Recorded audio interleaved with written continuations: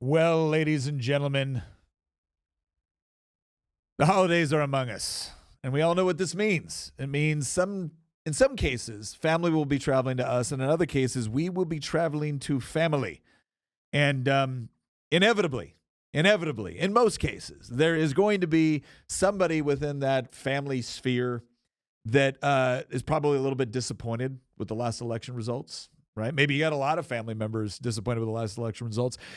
And you're probably wondering, okay, is this going to be a good time where we catch up and we're able to talk about things for which we have common agreement, maybe talking about family stuff or sports or music or whatever else? Or is it going to degrade into nothing but an intellectual battle about whether or not Trump is a dictator or whether or not all the land in America was stolen or whether or not the first Thanksgiving is nothing more than a celebration of eventual genocide by white European settlers? Well, here today on Making the Argument, we're going to go ahead and go through some of the most common questions to include the questions you sent us that you want us to answer, as well as questions that we get in the chat. We decided we wanted to offer you maybe a couple different approaches on this, right? I tend to prefer something of a question and answer, a reductio ad absurdum sort of debate, where instead of just immediately addressing someone's statement, I usually ask them, why do you believe that? Well, if that, then what about this? All the way to the point where hopefully they've arrived at the conclusion that, oh, maybe that statement wasn't accurate, or maybe that position wasn't accurate, or maybe I learned something new and determined that what I thought is not actually true, right? Let's be fair in our reasoning. Or will you prefer more of a Christian Hines approach, where he will literally bury you under a mountain of data, an inductive argument from which you will never be able to recover and must inevitably come to the conclusion that he knows more than you do, right? He's Ron Swanson at Lowe's, all right? Or will you use the Queen of the Bees method, which is to say, yeah, I don't need this, goodbye, right? After, of course, she has explained why what you believe is probably going to lead to the destruction of the country, and she will fight you tooth and nail every step of the way, not sparing any of your feelings in the process. Well, maybe some. It depends on how generous she's feeling that day and whether or not she's prayed before she responds. All of that and more on this episode of Making the Argument. I am your host, Nick Freitas, member of the Virginia House of Delegates, but other than that, a reasonably good guy. With me in the studio, my beautiful bride, Tina, Queen of the Bees. Yes, hello, everyone. And Lagatha says at this dinner, this Thanksgiving dinner or holiday dinner of sorts, as long as she gets her cheese tax, she's A-okay with you. Like, no matter what. Give me my cheese tax. That's not true. If Tina disagrees with something you say, she had a haircut, you guys. Isn't she cute? If Tina disagrees with something you say during Thanksgiving, she will literally throw our attack teacup Yorkie in your face, and she will just commence to producing massive amounts of damage. Again, she looks dainty. I'm telling you, it's all a facade. And then, of course, we have our resident historian, political prognosticator, the Oracle of Virginia, Christian Hines. How you doing, man? This is going to be a very personal episode. You and I were talking shortly before we started filming, and a couple people in our audience already know, but like my dad is on the left. Yeah. Although he didn't start on the left. He was originally a Republican back in the 80s and 90s, and he, like so many other people that have worked in academia, have increasingly moved further and further and further to the left, to the point that like he's just a Democrat now. Yeah. I don't know what to say. He's not the same person that voted for Ronald Reagan in 1984. Well, I think this is also something important that we're going to address today, is that there are certain people that you just simply cannot have a conversation with. There are other people that you can have a good conversation with, and you can have a robust debate and still be friends. And then there's other people where you want to maintain a relationship, so you leave it alone. And then there's other people where it's like, no, I'm sorry. If you're gonna treat people this way, well, then we don't need to communicate.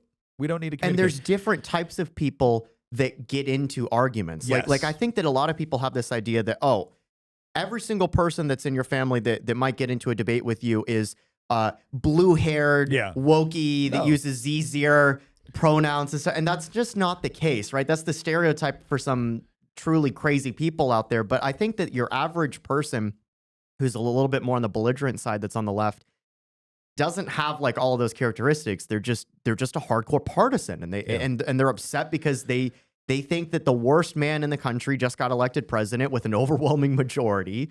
And so they're angry at everybody. They're angry at the whole country.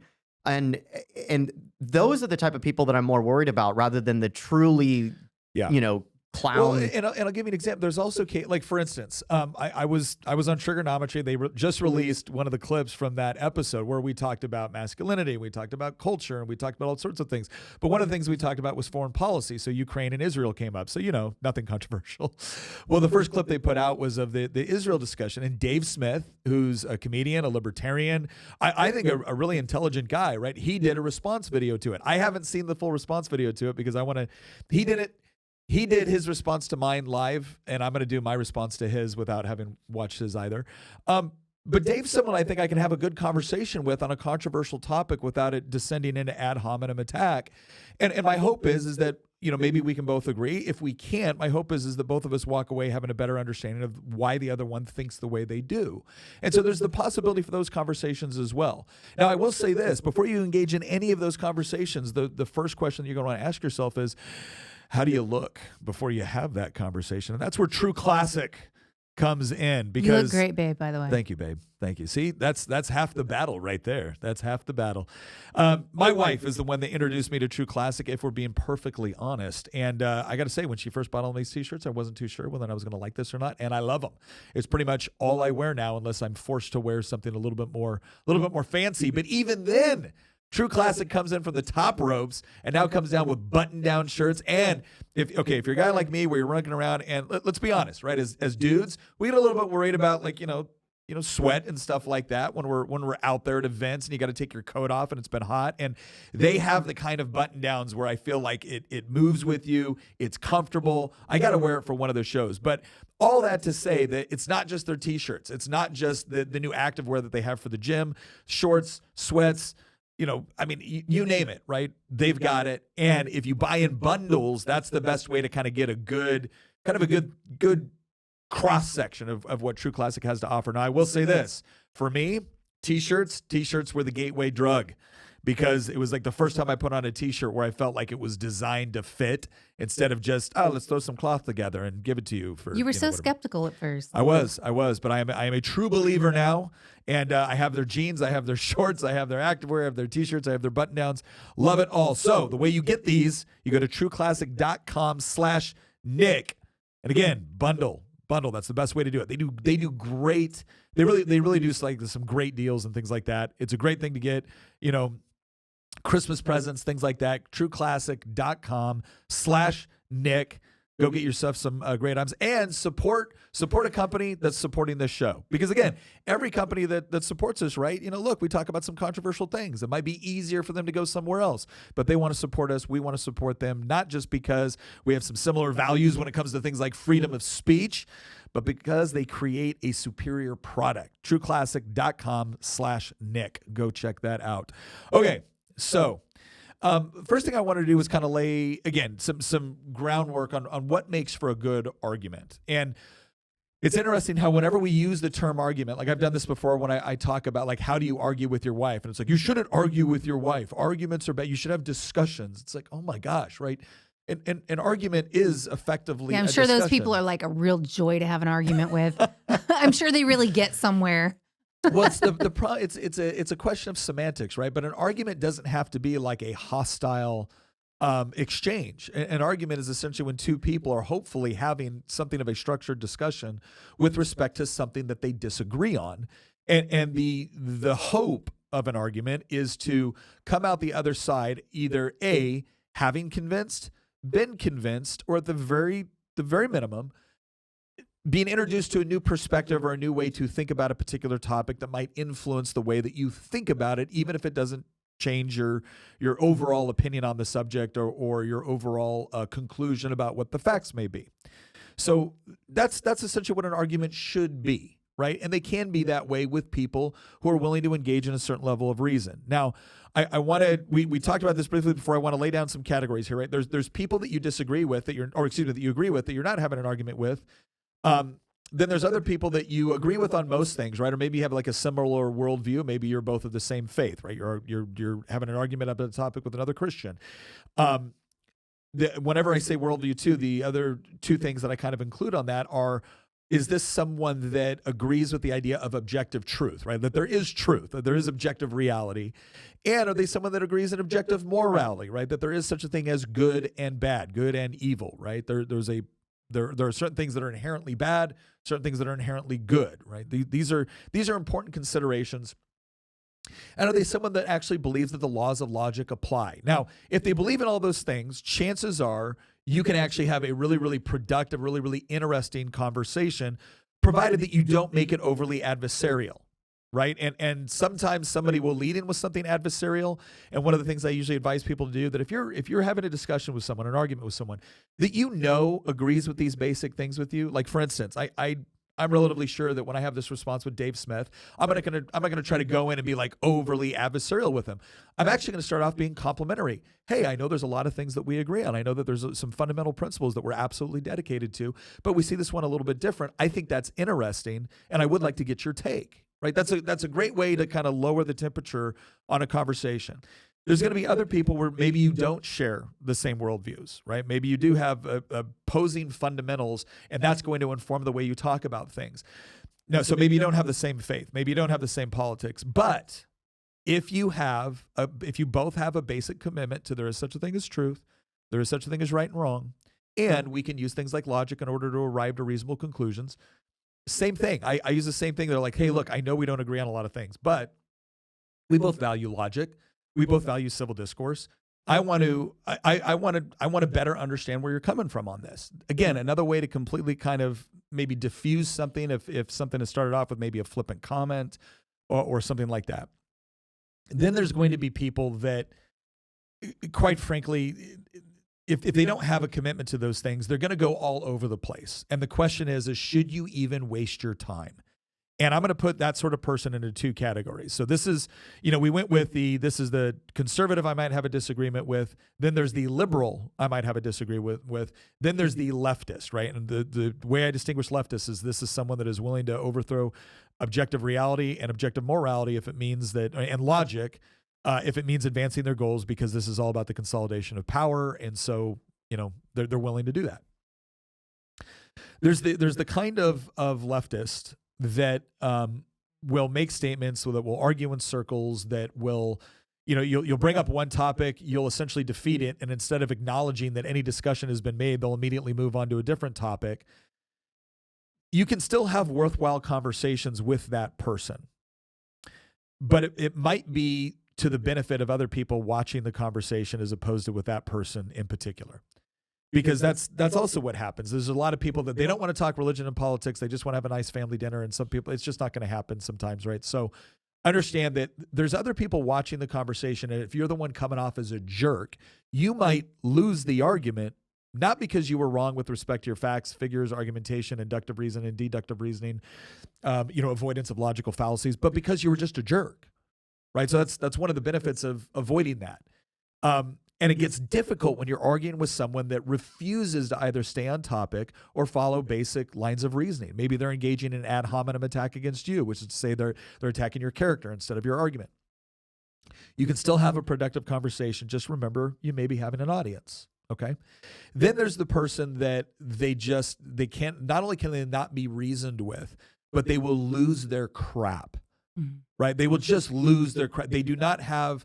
We have some people we know that, this is where they're at. This is where they're at. There is no having a reasonable civil discussion. There is no mutual respect. They've automatically put you in a category where if you don't agree with them, or if you don't use their, whatever their preferred pronouns are that day, they're just going to blow up at you.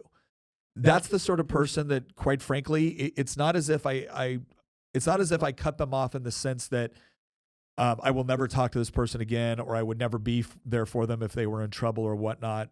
It's more of the sense that, look, I'm not going to waste time engaging with somebody that has clearly decided to just ignore reality. I'm also not going to go out of my way to try to exacerbate the situation, right? This is where I think the instruction for Paul comes into play, right? St. Paul says, in so much as is within your ability, live at peace with everyone around you. Right? You get half a say in that, right? You get half a say in that. So for instance, I've had people before that I care about that they've decided to take on an entirely new identity. I am not going to reinforce things that I believe are factually incorrect. I'm not going to reinforce things that I believe are damaging to them. By the same token, I'm not necessarily going to bring it up, right? If there's a way I can navigate polite conversation without addressing, sometimes the elephant in the room, then that might be the way to do it. That might be the way to do it. There's some people that aren't going to let that happen, though. Yeah. And we've had situations where family members have laid out very specific, you must accept this, you must believe in this, you have to change in order to have a relationship with me. Basically, in essence, what it is you need to renounce your faith in order to be in a relationship with me. And that is a deal breaker. That's something where, okay, if I have to renounce my faith in order to be a part of your life, then I won't be a part of your life. At that point, it's shake the dust off your feet and hope that the Holy Spirit gets them some other way. But at that point, you cannot walk away from your own faith just to maintain niceties in a relationship where they're just going to add new things on top of that you have to change as well, because it's all about you changing, not about them changing anything about themselves. It's all about you must change for me. And there, in some relationships, it makes sense. Okay, maybe you've got some rough edges and people would like you to be a little more careful with their feelings. Okay, that makes sense. There are things I would change about myself, try to improve on to make relationships better. But that's not what we're talking about. We're talking about fundamental changes like you must believe that I'm an androgynous it. You must believe that even though I'm a dude with a penis, if I put on these high heels and this lipstick, I'm a girl, and you must believe that. Yeah. You must believe that I was born this way, and you cannot follow the Bible. I mean, we even had a family member that basically said, the fact that you believe in the Bible is a deal breaker. Well, I'm sorry. Guess we aren't going to be family anymore. Goodbye. Well, here's what I'll. That's the easy part to me. Cutting off is so easy. Well, here's what I'll say on that. Again, the other thing to take into consideration that I'm a big believer in is, am I in my house or somebody else's? If I'm in somebody else's house, I feel like my duty is to respect the other person's home. So if I'm there and that person, like let's say you're at grandma's house and grandma just really doesn't want there to be a bunch of conversations about this stuff, when I respect grandma's wishes, right? I respect grandma's wishes. If I'm at my house and someone comes in insisting upon things, my answer is, okay, no, that's not how this works. I would respect you in your property, in your home. You will respect me in my home, or you don't need to come, right? You don't need to be there, because this is another thing I'm a big believer in, right? I think preserving family bonds and friendship bonds are important, and I think sometimes it requires compromise. Not compromise of essential values, not compromise of essential truth, but it can require compromise sometimes in demeanor, or attitude, or language. Not language which violates truth, but whatever. By the same token, though, if someone is adamant about disrupting the peace of your family, and the conditions upon which you can maintain a relationship is you have to fundamentally alter things that you believe are essential to you, that's not a reasonable expectation. And there is no reasonable, and I'm a big believer in this, especially when it comes to like important holidays and things like that. I am not going to allow the holiday for my family, for my children or whatnot to be destroyed in order to accommodate someone that is just, determined to turn everything into a battle or a struggle referendum. Session. Yeah, struggle session is probably the right word here. Now, thankfully, I don't have to deal with that. There's, I don't have to deal with my brothers and sisters. We have a wide array of opinions and ideas and things like that. And whenever we're together, which is few and far between, but whenever we're together, you will see that we will engage in conversation that is of a neutral topic. we typically don't veer into the things that are highly political or contentious or whatnot. And part of that is because we are trying to maintain, a basic relationship with one another by avoiding certain issues that is not necessarily important for us to bring up in that moment. So anyways, all of that to say, now that we've kind of laid the groundwork and the conditions, we're going to go into, but now you are in the conversation. Now this is going to happen. Now you're going to a place where there's going to be some robust discussions, and maybe it's a fun family tradition for you. So let's go into the question section from our members. We went out there yesterday, and I said, look, what are some of the questions that you anticipate showing up Thanksgiving in your respective homes? And, what can we help you maybe navigate? So the first one from Jonathan says, I'd like to see a comprehensive defense of going back to the constitutional view of the Second Amendment. That would be amazing. It's so difficult with how emotional that discussion can be, but I think it's one of the most important ones, to be honest. And so here's what I want to do. We're all going to try to not give like dissertations, but like quick kind of arguments on how you might approach this. So I'll start off with Christian. Christian, comprehensive, as comprehensive as possible within the time constraints, a constitutional view of the Second Amendment. What does that mean to you? How would you explain that to somebody? I don't think I could. In a short time frame, at all. And part of the reason is because, and this is something that I've said before, but look, politics is in some cases like an applied form of theology. You have to understand before I try to answer the question. Yeah. I'm operating under the assumption that everything that I'm doing when I'm being asked questions in this podcast is actually speaking back to my own father. I said at the start, my dad is on the left. He's not crazy in the sense that he's using all these pronouns and dyeing his hair blue, sure. He is the definition of the managerial class that's very wealthy, relatively successful, tenured academic. He's been in academia longer than I've been alive. He's published multiple times. He is not. He's not an idiot, but he's very exactly opposite. He's the man that got me into history, for example. Well, but he's very belligerent, and he's the type of person that I think about the gun issue, and we just. The reason I say that politics is theology is because we just approach these things from an entirely different viewpoint. He will be like, I don't see why anybody would ever want to, need to use an AR whatever. Okay, real quick. So we're not going to be able to answer any of these if those are the conditions upon which we're doing it, because the answer at that point is you might just want to avoid the conversation. So let's assume Jonathan is not going to be debating this with your father. What would be your approach to like a quick explanation of, hey, this is my constitutional view of the Second Amendment? Well, or the importance of it, we should say. Like you're explaining it to a random cousin. Yeah. So here's the problem that I see a lot of these people on the left that bring this up is that these are the same people that told us Donald Trump was a fascist dictator for 8 years.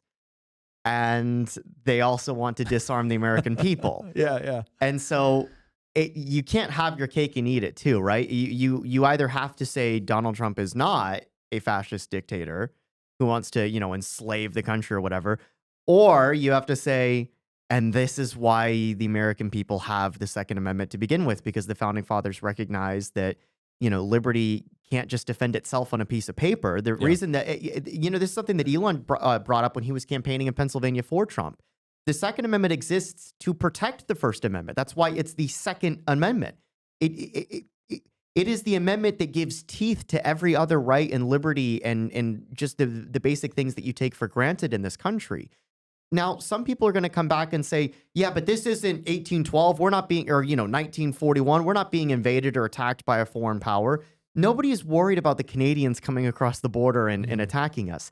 What people are worried about is government tyranny.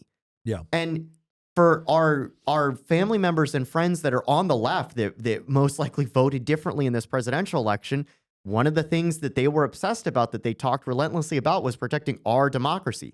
Now, taking aside for a second my utter disdain for democracy, the fact of the matter is that people associate, for good or for ill, I think for ill, but people associate democracy with freedom. Yeah. That's a whole separate discussion. But in the context of this discussion, if you want to protect freedom, if you want to protect liberty, if you want to protect your individual person, having a firearm is one of the best ways that you can go about doing that.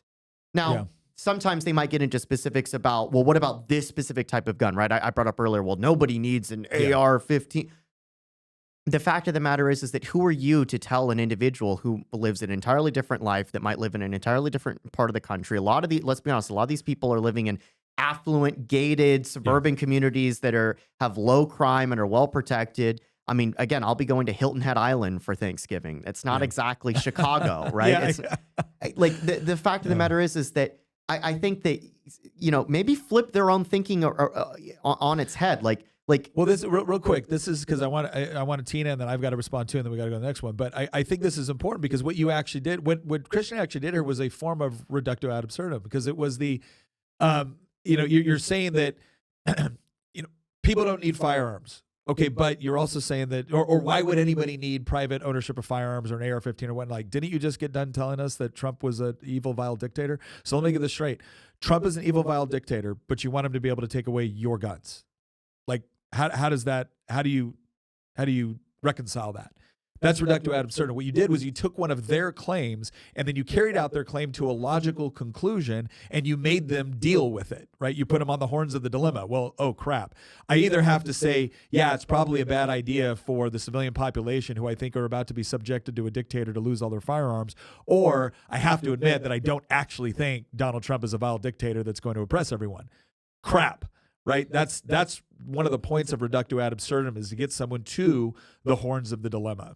Tina, what's your approach? Okay, first of all, I love that argument. And since I cannot use that argument, I will go and use my go-to argument. And that is, as a woman, I feel the Second Amendment is the great equalizer.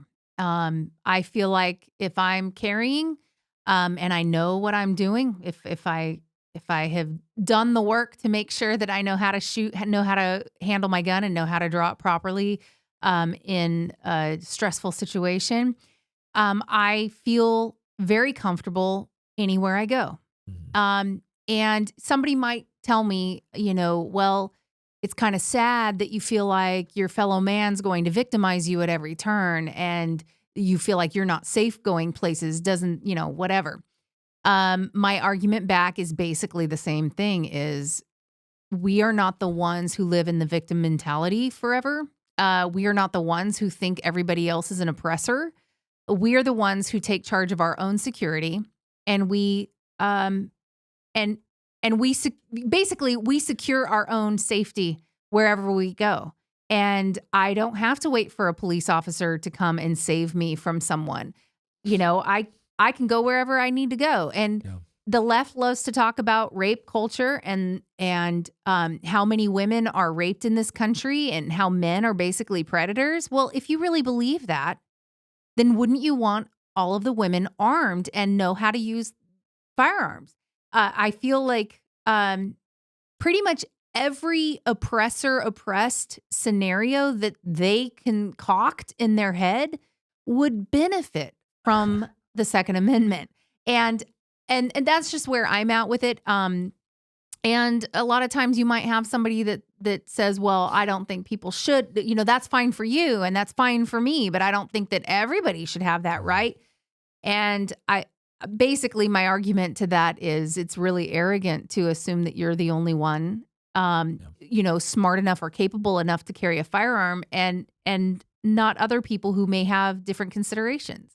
So it's a constitutionally protected thing because I want to protect my family. I want to protect, when Nick was deployed in Iraq, I had nobody in my house and I had 3 kids and I knew where the guns were. I knew how to handle them. And if I had to call 911, it would be because I needed the coroner to come get this body off my floor, because I was not going to wait 10 minutes or 30 minutes for a cop to arrive to my house if somebody was breaking in. I was by myself. I was there to protect my own kids. So yes, come get this body off my floor. That's my call. So Jonathan, I'll say I'm going to go into the specifics because I think both of those were actually really good responses, and they kind of address it from a couple different angles. I'm going to go to a comprehensive defense back to the constitutional view of the Second Amendment. So I'm going to try to do that as quickly as possible. A proper understanding of the reading and the context of the Second Amendment is, a well-regulated militia being necessary for the security of a free state, the right of the people to keep and bear arms shall not be infringed. So in that statement, there's a couple things that are going on. First of all, the founders are not saying that the militia is the only one that should be able to own firearms. A proper understanding of the militia was actually, given by George Mason when they were talking about Article 1, Section 13 of the Virginia Constitution, where it was the militia is essentially made up of all of the able-bodied, at that time it would have been men, but you could extend that to others as well, who are going to be called upon to be able to defend the security of a free state. So you have the understanding that the militia is made up of the body of the people. It's not a professional standing army. Okay, comma. Now they could have stopped right there, right? They could have just said the Second Amendment is we're going to rely on militias and citizen soldiers for our national defense. But they didn't, comma. The right of the people to keep and bear arms shall not be infringed. What they recognized and understood was that they imagined a militia where the individuals themselves, the citizen soldiers, actually owned and possessed, could keep and bear the arms that would be necessary in order to engage in that defense of a free state. So I think it's important to understand that the founders were not creating something that they thought was for hunting or for sport or even exclusively for personal defense, even though they recognized that was also a component of this, the right to self-defense. It was that they honestly believed that without an armed citizenry, a free state couldn't survive, that it would either be dominated from outside by foreign forces or they would be oppressed internally by government powers that essentially wielded the legal authority to impose their will through force. And this is also another reason why they were very skeptical of standing armies. It's another reason why even when we allowed for the creation of a standing army, budgets had to be reapportioned for it every 2 years, and it's still under civilian control, and we still maintained individual gun ownership, and so I think it's important to understand that was an understanding of human nature that was not just relevant at the time that it was written, but it was an understanding of human nature across time and space. And when people will point to various instances of gun violence, of a gun being in the hand of a private owner who then misuses that right in an inappropriate or even a horrific way, if that now becomes the justification for denying everyone their rights, well, how do you use that logic, right? So we went into properly explaining what the Constitution was designed to protect, and there's a very, very good historical reasoning for why you would want that kind of protection. And then you work into the reductio ad absurdum argument, is that if you're suggesting that because certain people have misused their rights, therefore all other people must have their rights either denied to them or infringed upon them, then you have to accept a line of reasoning which says that the moment someone violates a right, everybody else's rights are essentially forfeit. That's a pretty dangerous environment. That's a pretty dangerous path to walk down. The other thing that I would add on to that is that if you're going to talk about the times where a firearm has been inappropriately used in like the commission of a crime, you must also include the times that a firearm has been used in order to prevent a crime from taking place, with the assumption that if that person didn't have the firearm at their disposal, they might have been an additional victim. The CDC, which is not exactly a gun-friendly organization, estimates that at the lower estimates are 500,000 times a year a private citizen uses a firearm in order to prevent themselves from being a victim of a crime. So even if you took in all of the gun-related homicides, justified versus criminal or homicide or suicide, if you took all those, you would come out to a number of about 33,000 roughly, which is again horrific. I think it's 2/3 of that are suicides. So now we're down to 1/3. So now let's just say roughly somewhere around 10,000 gun deaths a year.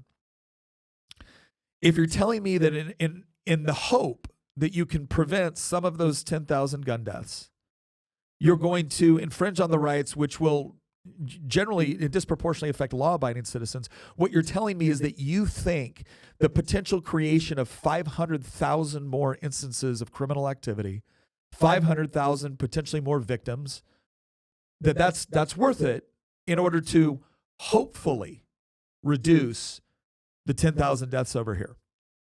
I don't, that doesn't sound to me like a moral trade-off. It doesn't sound to me to be a reasonable trade-off, a rational trade-off, or a moral one. Because here's the difference. When the government acknowledges that you have freedom, What the government is then not responsible if you misuse your freedom. You're responsible. But if the government comes in and says, in an attempt to prevent anyone from being unreasonable, we're going to prevent all of you from having access to this right, I am now directly responsible for infringing on the freedoms of everybody impacted by that. Because now I, as the government official, have made a proactive role in infringing on your freedoms. And therefore, if you are left at the mercy of a criminal, if you are left at the mercy of a rapist or a murderer, the politician which votes for that bears some of the responsibility for the circumstances you found yourself in. Doesn't bear responsibility for the crime per se, but does bear responsibility for the fact that they left you defenseless in the process. And so those are just some of the arguments that you could potentially bring up to be able to address that, both from a constitutional standpoint, but also to address what you also said, which is the fact that this has become such an emotional discussion. It's like, okay, how do we break it down and try to understand, first and foremost, why did the founders think this was necessary? Why do we think it's still necessary today? And what would be the impacts if we just theoretically got rid of it? Because some people will point to, well, you got reduced gun violence in Australia. Okay, but that was going down before they confiscated guns. And then you also had a situation where during COVID, they were throwing people on the ground, arresting them because they walked outside in a park. Right? In the UK right now, in the UK right now, it's something of a cruel joke that the police will run past, a rape victim in order to arrest somebody that said something on Twitter that they shouldn't have. And if you think that's hyperbole, please keep in mind that the new government, the Labour government in the UK, was releasing violent offenders from prison in order to create space for people that violated their hate speech laws. There are certain things that governments will attempt to do when they believe they can get away with it, that they will not attempt to do when they think there could be significant pushback from otherwise free people. Can I say one final thing on this front? Yeah, go for it. So at the start of this segment, when you asked me the question, I was like, I don't know if I can. Part of the reason is because, as I said, like, politics is in many respects applied theology.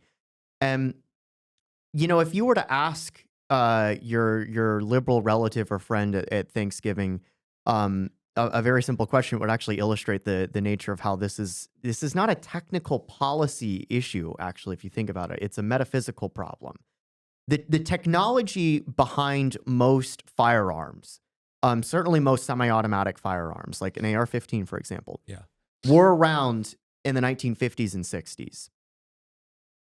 The use of those things, the availability of those things, was in some ways actually more available to the general public in the 1950s and 60s, certainly depending on the state, than they are today. Now, in other states, that's not the case. But overall, you could go walk into a store, and in many cases, a hardware store back in the 1950s, and you could buy a semi-automatic rifle pretty easily.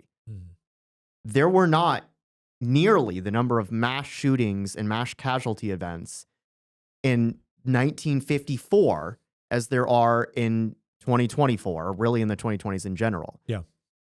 If you get to very uncomfortable discussions if you start asking the question, why is that? The technology has not changed.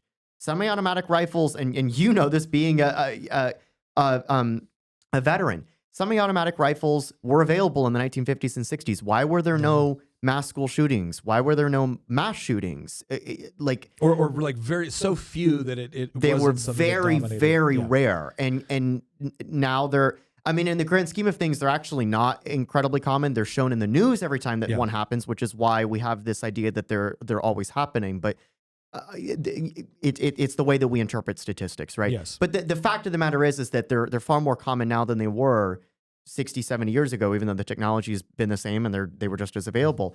And ultimately, what you end up getting to is that this is not a policy or a technical issue. It's a metaphysical problem. Yeah. And there's a huge, that leads in a whole different direction. Yeah, there's a huge issue this when it comes to everything from family structure to nihilism to postmodernism and a whole nother. There's a whole nother. I think there's far better explanations for why this has become a problem than just saying, oh, let's look at the instrument being used and say that's the source, and once we deal with the instrument, we'll be fine. But can I bring up two more little things really quick?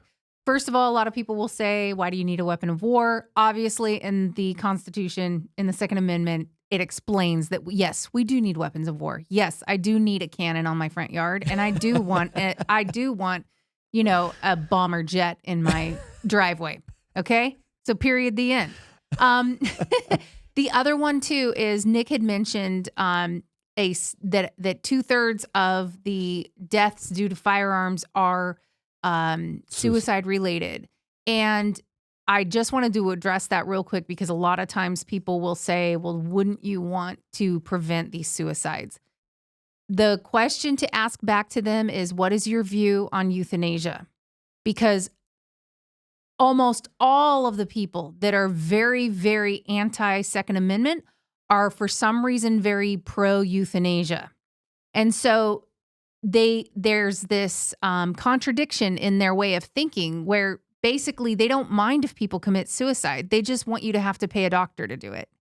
And so it's just a good idea to keep in mind that if they do try to spin off of the suicide thing, make sure that you find out what their stance is on euthanasia and make sure they understand that means they don't mind suicide as long as it's done, as long as they use a doctor to do it and not a gun. By the way, just to, in the interest of accuracy, the last numbers we have from CDC in 2023 is not 33,000. It was 42,000 or almost 43,000, and 54% were suicides.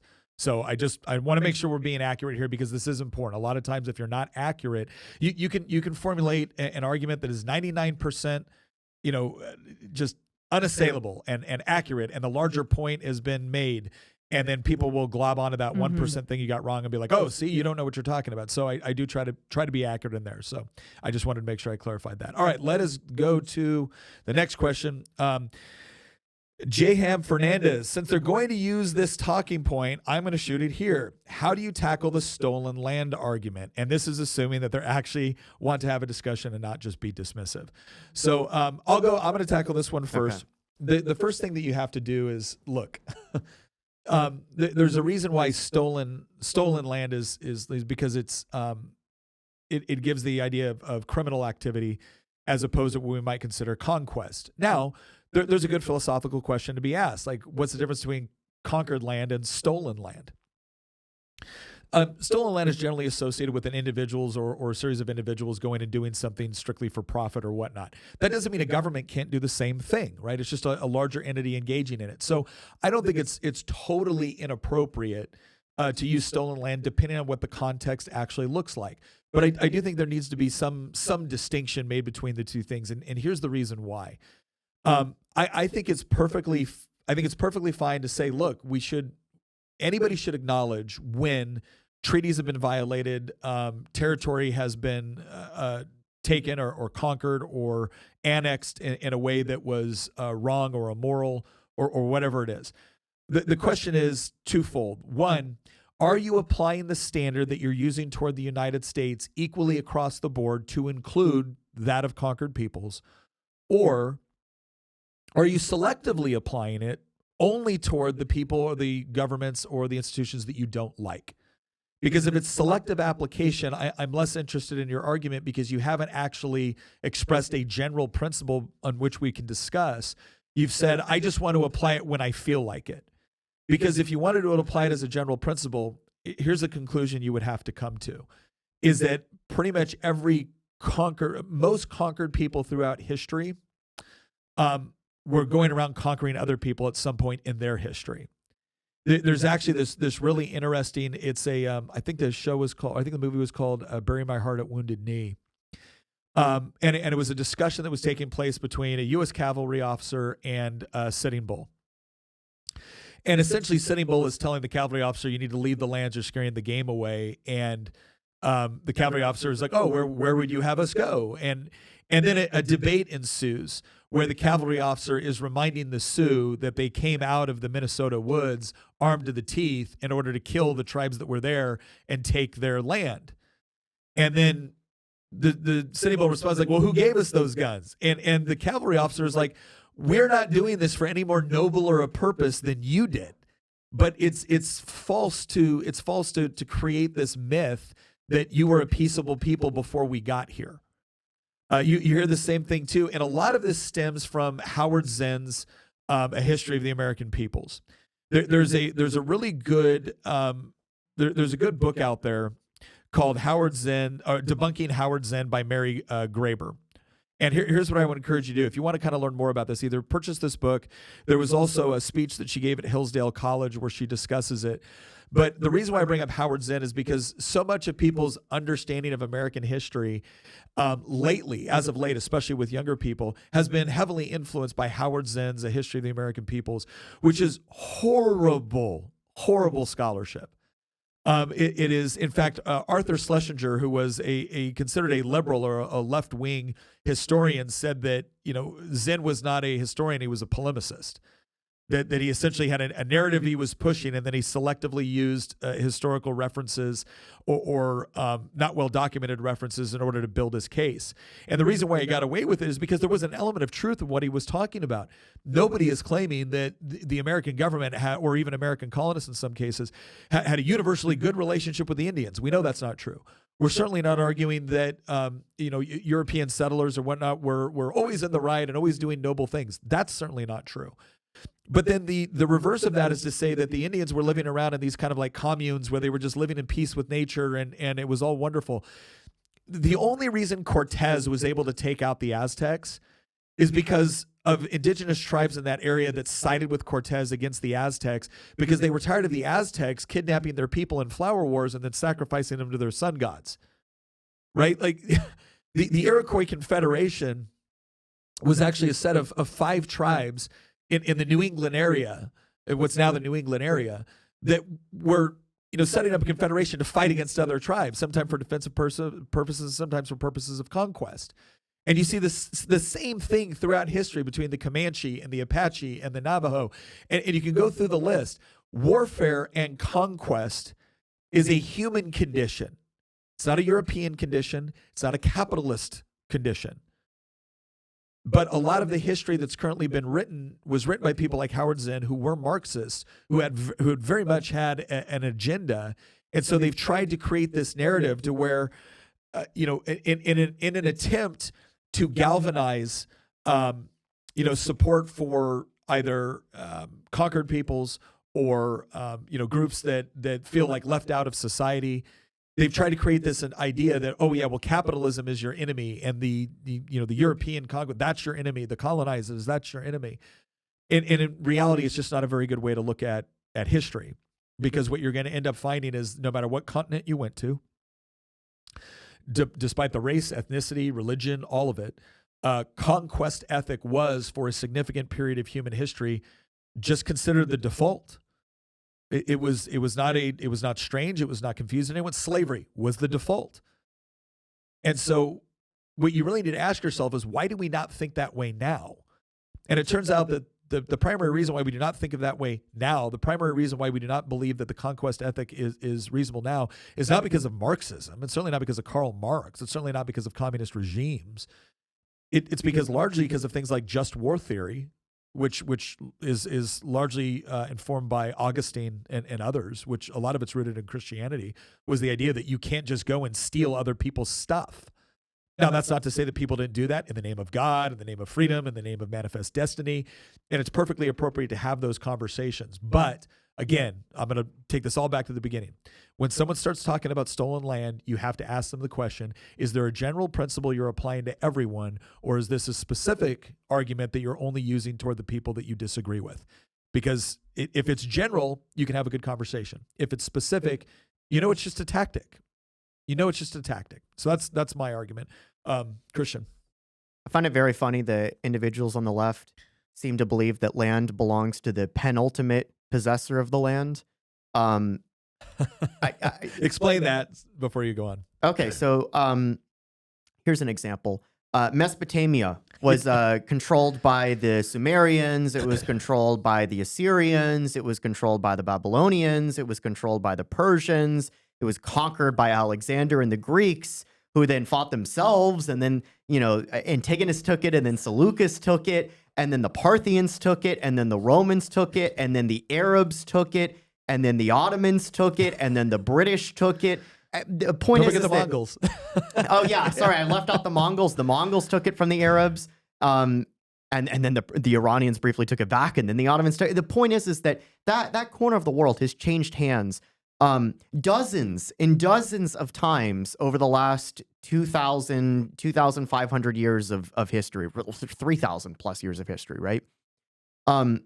You can find multiple different cultures, ethnic groups, empires, nation states, all occupying the same piece of land. So who does it belong to? Well, a leftist would argue, and certainly they do this in the case of the United States and in large parts of the New World, they would argue that this land belongs to the penultimate holder of the land. So in this case, they would say the Ottomans deserve it. Or actually, ironically, they would actually say the British, if you apply their thought process, right? They would say the British deserve Iraq, not the Iraqis, and not the Arabs, because the Arabs are colonizers, right? The Arabs come from the Arabian Peninsula. So like if you actually apply the left's own thought process, the Arabs should be kicked out of Algeria. Because it's the Algeria belongs to the Carthaginians, don't you know? Or to the Phoenicians or the Romans. And the point is that this is utter cope. It's academic intellectual bankruptcy is ultimately what this is. The fact of the matter is that every single piece of the world has been conquered and reconquered by different groups of people in different religions and different ethnic groups and cultures and empires through all of human history. It is a universal phenomenon. Struggle between people have been a defining fact of human existence since humans have existed, since Cain and Abel. Right. And so it started pretty early. so when people talk about stolen land, what they're really doing is that they're applying a moral framework that emerged actually out of a particular area whose people they're actually denigrating. Conquest was a universal thing until the Europeans, believe it or not, actually put an end to it. Why? Because they were actually better at conquering than many other groups of people, for a variety of reasons that you could get into, which is a whole nother discussion. But the fact of the matter is that the same people that ruthlessly criticize the evil white, settlers and colonists are actually using a moral framework that those evil white settlers and colonists gave to the world. It wasn't until the British Empire put an end to slavery, an end to the transatlantic slave trade, an end to the East African slave trade into the Arabian Peninsula, which was actually just as large, if not larger, than the transatlantic slave trade.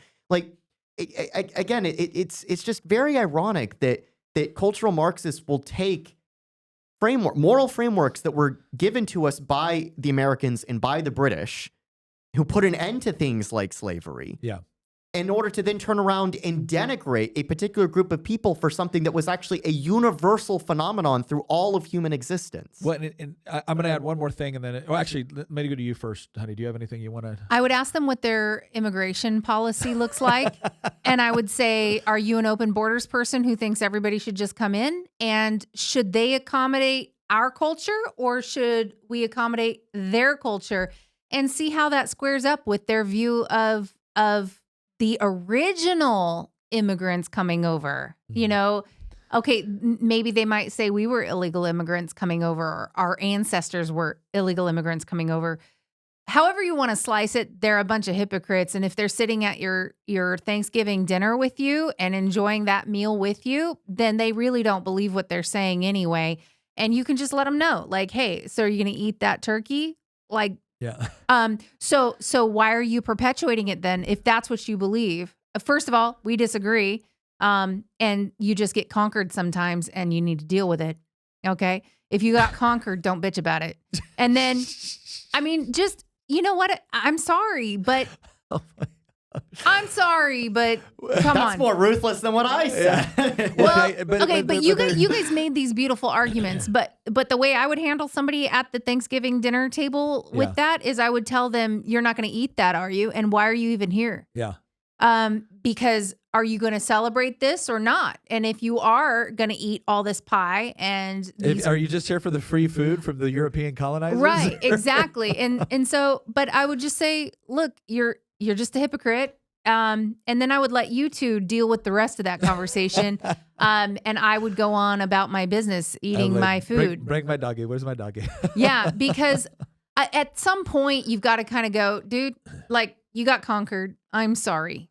Well, and so I think the other thing I was going to point out on that is, again, so sometimes they will respond with, oh, so do two wrongs make a right? Like, no, I'm not claiming two wrongs make a right, but I am.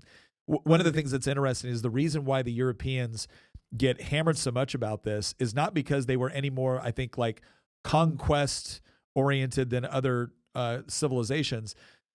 The difference is technological innovation and economic systems, which actually allowed for greater freedom of inquiry, greater development of trade, greater development of sharing of the ideas, incorporating ideas, and then that led to increased conquest capacity.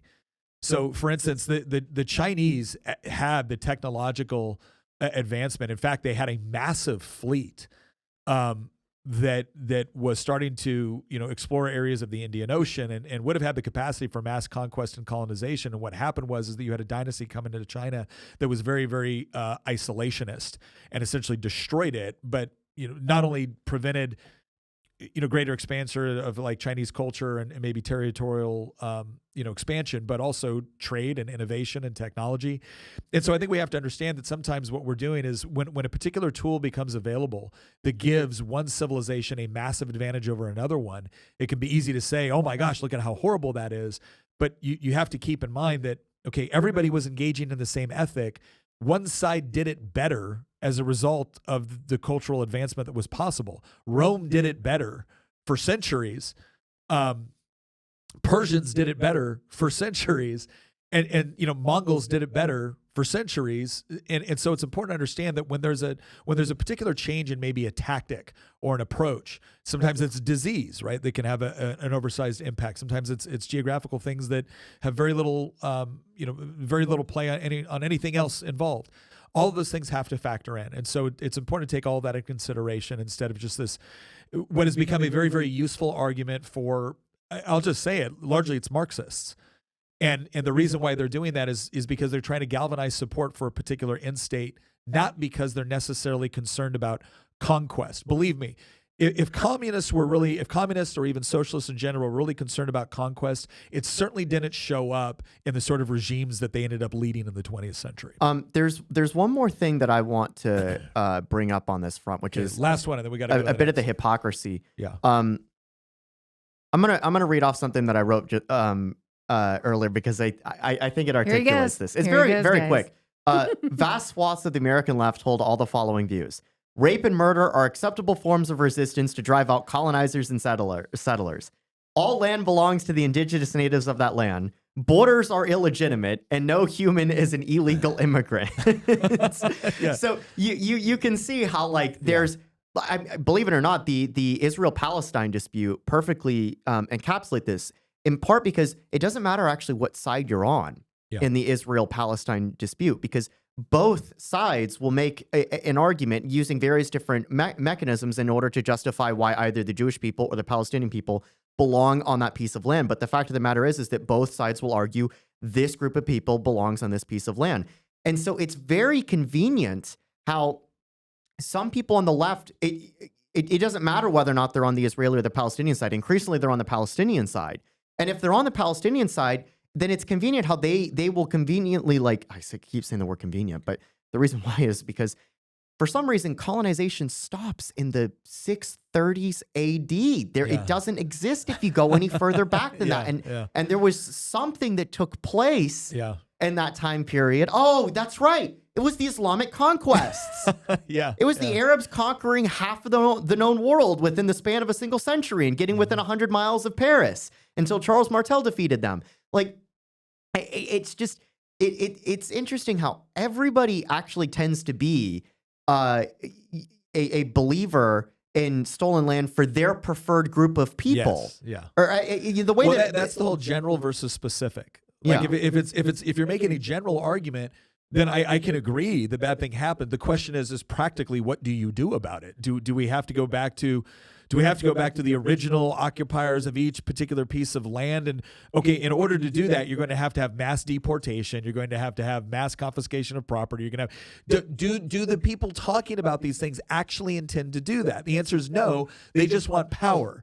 And once they get into power, you will be amazed at how quickly they're no longer doing land acknowledgments. China doesn't do a lot of land acknowledgments, right?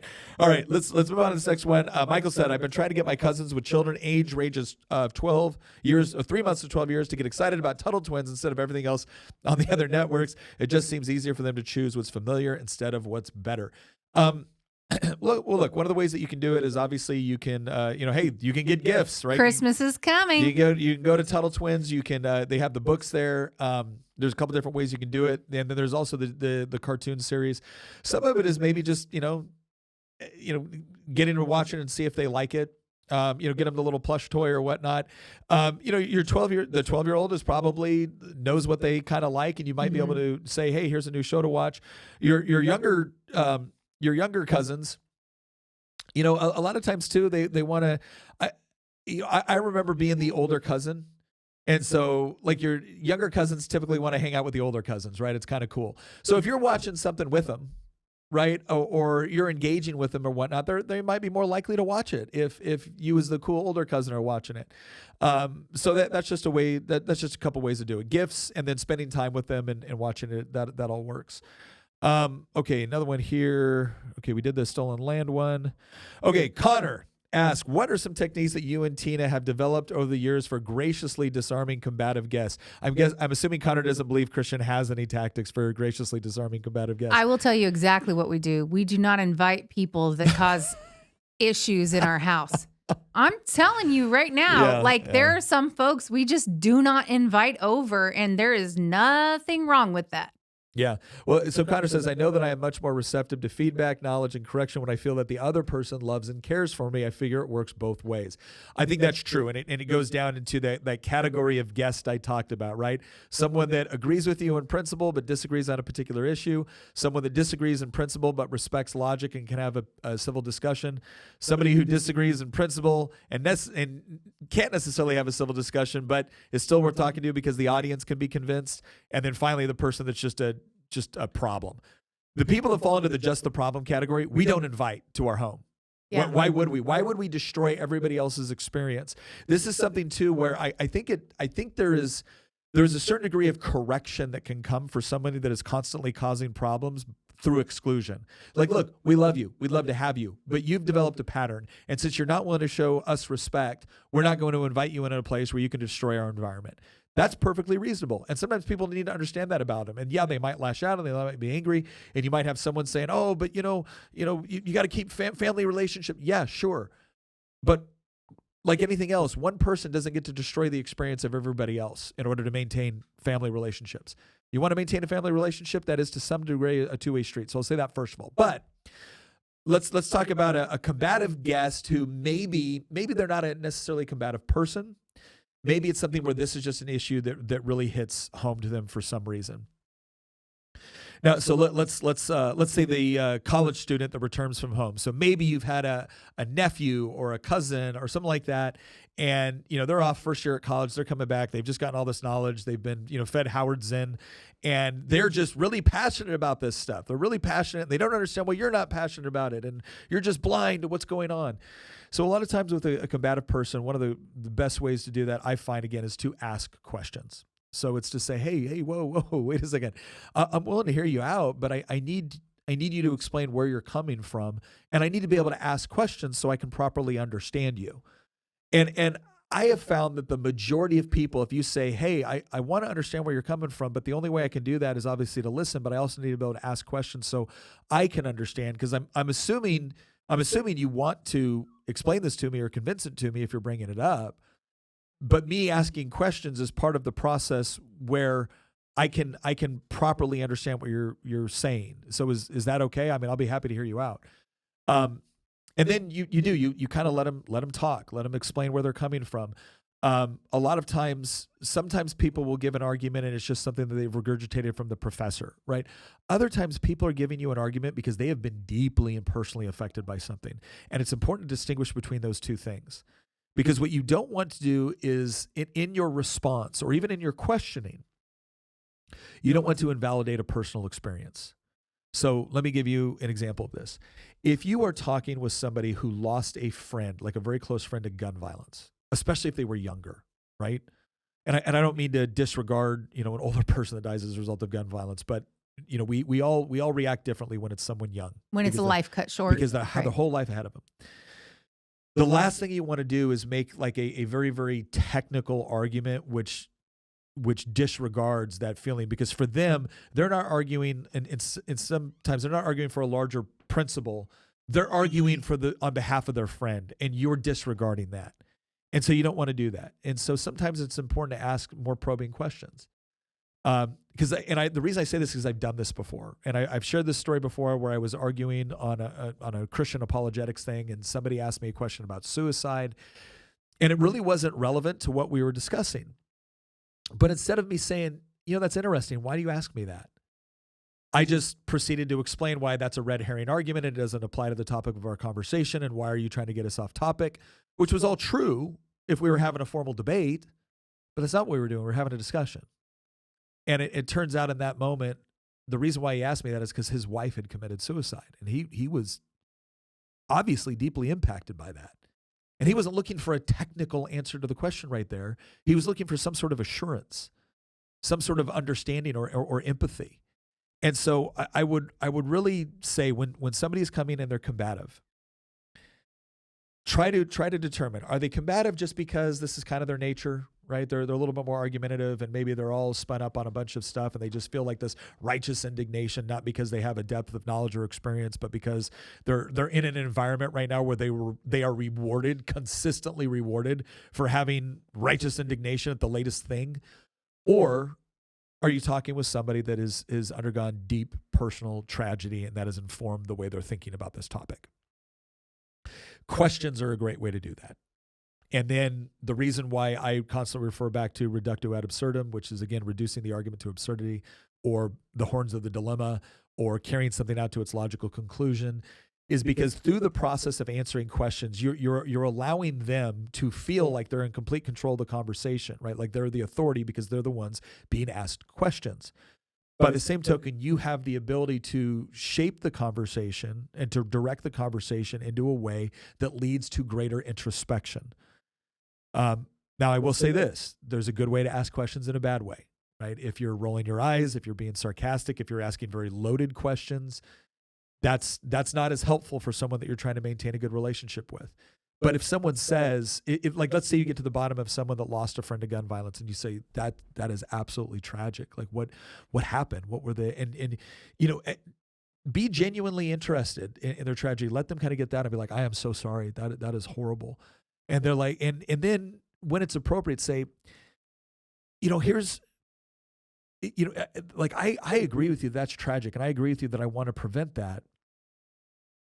The part that I'm struggling with is how does like the gun confiscation, or how does the rewriting the Second Amendment, how does that prevent that from happening, as opposed to, just creating circumstances where, a person that I know of who was brutally raped, who desperately wanted a gun to be able to protect herself, had a gun, and was forced to leave it at home because she was in a gun-free zone. And she really feels if she would have had her firearm that night, she could have prevented that from taking place. How do we address the tragedy that you're talking about that deserves to be addressed while not creating the circumstances that created a tragedy over here? How do we do that? Because what you just did at that point is you didn't say, I'm gonna gloss over this tragic story that you just shared with me and this victim's experience with facts and statistics and data and esoteric arguments. What you did was you said, I acknowledge the tragedy of that. Here's also a tragedy over here that has impacted me. And your solution to this tragedy helped create this tragedy over here. I want to find a solution that hopefully can prevent both tragedies. How would we do that? And so now you're working together to try to come up with something, and they can't just disregard your tragedy for their own. Right? Otherwise, this isn't about actually preventing bad things. This is about someone offering a simple solution to make themselves feel better. And that's a big distinction. Are you offering things that make you feel better about the situation, where it's like, oh, I'm a good person because I've adopted this policy? Or are you so genuinely concerned with how to actually address the tragedy that you're willing to actually dive in and look at all of the various implications to try to come up with policy that might actually impact it in a way that also preserves individual freedom or the ability to protect oneself? So that's the example I would give. Christian, or Tina, do you got anything to add on to that one? Yeah, I do. But let's face it, most of the people coming to your Thanksgiving dinner who want to tangle up with you on your political views are there on mission from their college. They are basically a missionary to your house, in order to try to convert for their cult. And let's just face that. That's most of them. That's kind of what they're doing. They've gone off to college. They've learned all these new exciting things, and they're going to come back and they're going to correct everybody at home with their backward thinking. And so I think that if you have that kind of a situation, it might just be better not to give them the opportunity to try to convince everybody at your table. If you think that they can be convinced, and you think that everyone else will benefit from the conversation, then okay, go ahead. And especially if you think that you can have that conversation without getting too angry to where you're going to kind of make people uncomfortable at the table, or use name calling or anything like that. So if you think that you're capable of having that conversation to the benefit of the other people and that they will benefit from it, go ahead and have the conversation. But in most of these situations, I would try to change the subject or come up with something else to talk about where there is some common ground. Because the last thing I want is somebody who uses my house as their mission field for their cult. And I absolutely won't. I'm not going to give them the time of day to do that. So you have something to say? No, I just want to, because that's a really good point. Saul Alinsky, who wrote Rules for Radicals, dedicated Marxist, community organizer, all that good stuff, right? One of the things that he said is that your action is the target's reaction. And what he meant by that, and this is something that gets trained within a lot of these activist groups, is that they are training their people to go into environments in order to push things up to a certain point in order to generate a reaction out of you that they can then galvanize and use against you. So understand that you may be dealing with somebody that Tina just described, that they are purposefully antagonizing you because they want you to blow up. They want you to yell. They want you to do something like that. They want you to say something crazy so they can look back and be like, see, I knew it. Yeah. And then all of a sudden they're the victim. And so I'm not saying don't react. I'm saying don't walk into a baited ambush. Right? Like learn the signs of what a baited ambush looks like. And we have had situations like that where a family member has come out. We're in the process of a very stressful campaign and they want to needle us on every possible little thing that we could possibly disagree on. And at some point you have to look at it and go, what is the point of them doing this here right now? They're not self-aware enough to recognize that you're under a lot of stress right now, and maybe having a whole argument about whether or not the Declaration of Independence included women or not. I'm sorry, I don't want to have this conversation. Can you just please sightsee? I'll take you to DC. I will take all the photos you want of you in front of everything. Can you please just let's not do all of this. Let's go to Christian now for this one. And then we're going to take we got Robert T, who's flying. He couldn't be on today, but he's flying, but he sent in some questions. He sent in some, this is going to be a good break in between the next controversial topic. He sent in some fun questions for each of us to ask. They don't require long answers. But I want to get Christian's take knowing on this us, one. we'll spend 30 minutes on it, right? Nick will be the first one to answer. He'll take up 20 minutes answering it and then give Christian and I 2 minutes apiece. Yeah. All right, speed round. You've got 6. Oh, I just looked at the clock. Yeah, okay, we got to hurry this up, guys. I am such a hypocrite for saying this. That's what makes it even funnier. What makes it so funny is that it's true and that I'm a hypocrite for saying it. We had somebody in the chat on our last episode that was like, Tina cuts everybody off. And it's so funny because I'm always just waiting for, okay, I think he's coming in for a landing. Okay, now I can jump in there, because if I don't jump in there when he's coming in for a landing, then I won't be able to. He'll move on to the next thing. You fire the surface to air missile when he's trying to land, right? Yeah. So No, I mean, look, there's some things that it's just not worth dying on every hill. Yeah. And we know this from our years working in politics and electoral politics and legislative politics. Like, not every single fight. You don't go into the legislature and say, I believe in the non-aggression principle. Therefore, the first bill I'm going to carry as a new member of the Virginia House of Delegates is cocaine legalization. That's the hill that I'm going to die on. Yeah. Like that's just not. I mean, there are some libertarians that would lead with that. And, and we call those people not elected officials, right? We call those people losers in an electoral sense, right? Like they typically don't get elected to office, or they don't stay around for long if they lead with things that are just, again, there's certain issues that and we talk about this on the podcast. There's a host of things out there that are real. Taking aside the cocaine thing for a second, right? Yeah. There are plenty of issues out there that are real issues, but we also know at the same time that not every single issue, even if it's a real serious issue, is electorally the thing that you lead with in order to win an election. Mm-hmm. Like, there's plenty of problems right now that Donald Trump didn't campaign on. Why?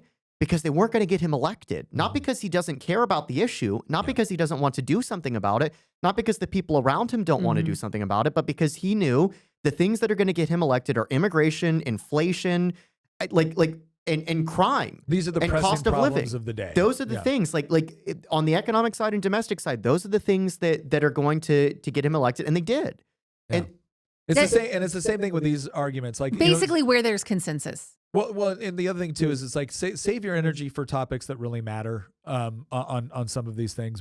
And so the same principle applies with your family too. Now, you're not running for president of the United States or the state legislature. Maybe you are, right? But in the context of you sitting at your dinner table celebrating Thanksgiving or Christmas, once we get to that in a month, like you're not, it's the same principle even if you're not running for president or running for Congress, right?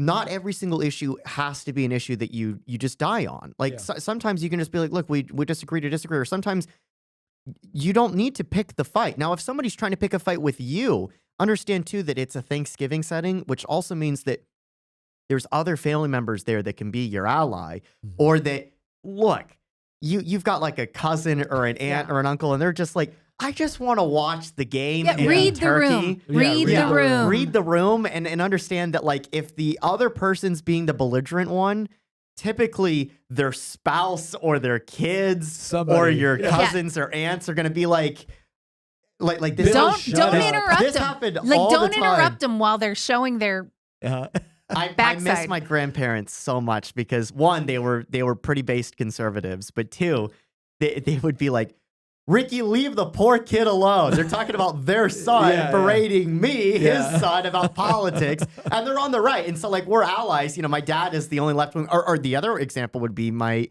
Aunt Debbie, who is the most bleeding heart lib you'll ever meet, but she's also like the most sweet. She is the I don't understand.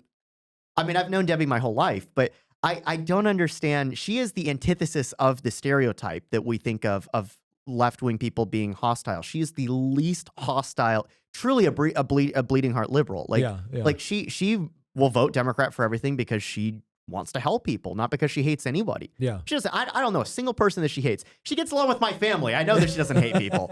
But like, in terms of like metaphysics and politics and stuff like that, her and I are polar opposites, but I love Debbie. Yeah. I love Debbie. I get along incredibly well with her. I love spending time with her. And she's the most left-wing person out of anybody that's in their family. She's more on the left than my father, but she'll step in and berate her brother, my father, when he's going too far with my grandparents, who unfortunately they passed away last year, so that won't happen anymore. But now it'll be with me. Well, I'm the most politically engaged person on the right in the family. And like if my dad is trying to pick a fight over something really stupid, even if it's over something like Trump, who I know that Debbie did not vote for, at some point she'll be like, just sit down, Ricky, and just enjoy the turkey. The point is that understand that you have other family members there that might not be hyper political. They might not be picking a side, but they just want to be celebrating time with their family. And if it's just going to be an argument, if it's just an argument for argument's sake, because that's what you do, find something else to do. Try to use a little self-control to disengage. Let me tell you what I do. We do sushi Thanksgiving every year. And I love it because we can have as many people over as possible. And I know exactly what I'm going to do that whole time is I'm going to spend 3 hours rolling sushi with my best friend, Susie. And we're just going to sit there and roll the sushi while everyone else has all these conversations. It's fantastic for an introvert. Well, I love it. The other thing, too, I will say this. This is the one thing, too, that we haven't discussed so far. Every once in a while, you will have a family member who totally agrees with you that you really wish would just shut up. Oh, my gosh. Yes. The reverse. Yeah. The reverse. Every once in a while, you have someone where it's like, I pray to God as I'm talking to this person, this other person does not come in and help. Right? Because it's like, well, there went the conversation. Like, especially when I've been, and I've had this before where, and sometimes it's not like, belligerent or anything like that. It's just, I have meticulously set up a series of questions to lead to a particular place, only to have someone come in and be like, well, and this. I'm like, gosh, dang it. Hey, I said I was sorry, okay? All right, let's go into Robert's questions. Robert's are a little bit more fun. All right, he has 6 questions for us. Again, not at all controversial. These are like quick responses. Number 1, and this is going to surprise you for Tina. Cranberry jelly from a can or fresh ground cranberry sauce with chunks? Christian.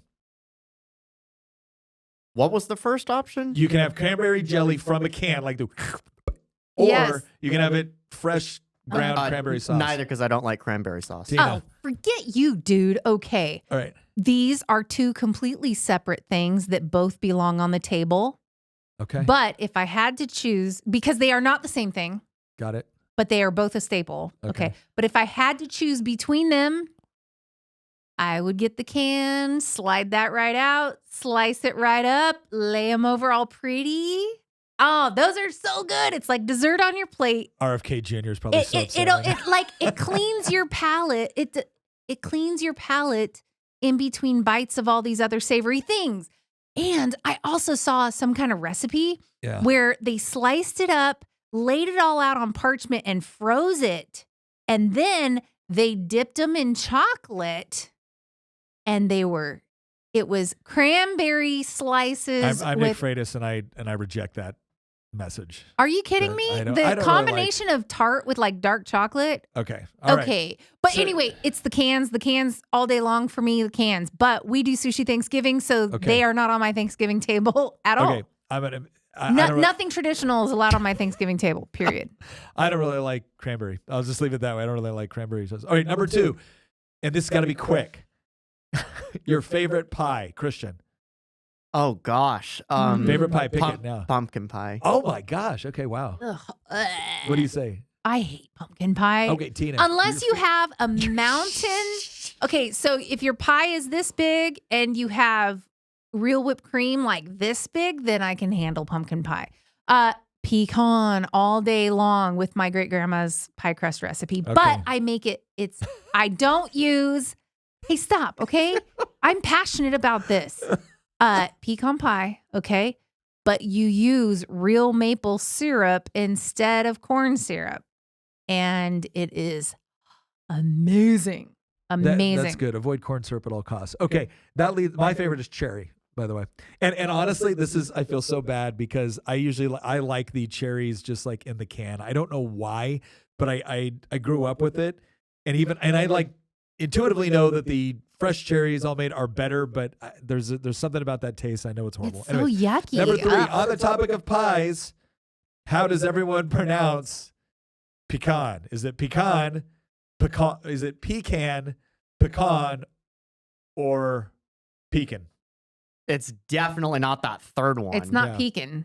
It's definitely not that third one. It's pecan, pecan, or pecan. I don't know who says pecan because I grew up saying pecan, and my dad made nut haulers and nut dryers for a living. We grew up in nut country. Okay. And it was pecan.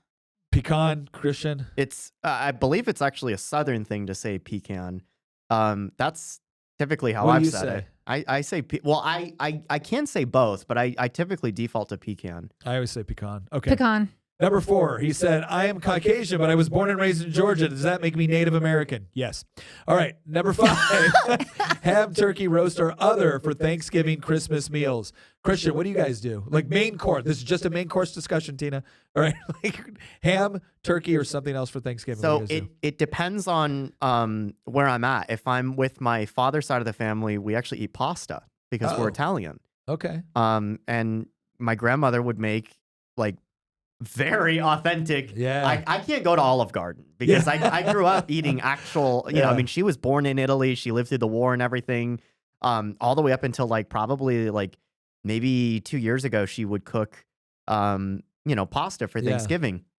The last year of her life, you know, she stopped cooking. Sure. But my dad has picked it up, and it's not quite. He'll even admit it's not quite as good as my grandmother is known as cooking, but it's pretty solid. Like he makes the best pasta of anybody I've ever tasted, other than my grandmother. So I always like it when people have different. You know, one of the things that I'm going to be doing. I even called my dad up over the weekend, and I made plans to come visit for Thanksgiving. I'm probably going to cook my buffalo chicken mac while I'm there. That's actually top-notch stuff. Christian All makes a mean Tina, buffalo chicken mac. I will give the remainder of my time to Tina when it comes to Thanksgiving. Like, so we do sushi, but go ahead, honey. Okay, so back before. It's got to be a quick explanation. No. I used to do a traditional Thanksgiving, which was good. And it was obviously your turkey, mashed potatoes, homemade gravy. Everything's homemade on this table, except for my canned cranberry sauce. But candied yams, you know, the whole 9 yards, all of that. I did not like green bean casserole. It was not very good. So I would always do bacon and garlic green beans, and those were super yummy. But we don't do Thanksgiving that way anymore. And one of the reasons why is because we started a new tradition about a little over a decade ago now. It's probably been like 12 years. But when we were visiting California family, Nick and I both come from families of divorce. And so we had 4 different Thanksgivings that we had to go to, and they were just one right after another. And that didn't even include grandparents' Thanksgivings. That was just our parents. And so we would go to one, the next one, the next one, the next one. And each family was putting one on. And my mom finally one year goes, you know what? I've got the last Thanksgiving. You're going to be so turkeyed out, you know, and who wants dry turkey 4 days in a row? Because let's face it, not all family members know how to make their turkey juicy. And so you're just kind of like comparing everyone's dishes at that point. And my mom said, hey, I'm going to we're shutting down the coffee shop anyway for, because they used to own a coffee shop for Thanksgiving. And I'll hire a sushi don to come and do sushi for our Thanksgiving. And alas, Sushi Thanksgiving was born. And then we brought it out to Virginia with us, and our best friends, Nate and Susie Clancy, Susie's gluten-free, so there's not a whole lot on the turkey Thanksgiving menu that is all that great for her. And Sushi Thanksgiving is just a much better option all the way around. You don't feel like you got to roll yourself out away from the table, and you're not unbuttoning buttons to try to accommodate like stuffing yourself like a Thanksgiving turkey. Instead, you're having this fresh, delicious sushi, and we learned how to roll it ourselves. And I make the inside out rolls that are all pretty with the sauces, and they're delicious. All the different sauces. And then we do sushi roulette.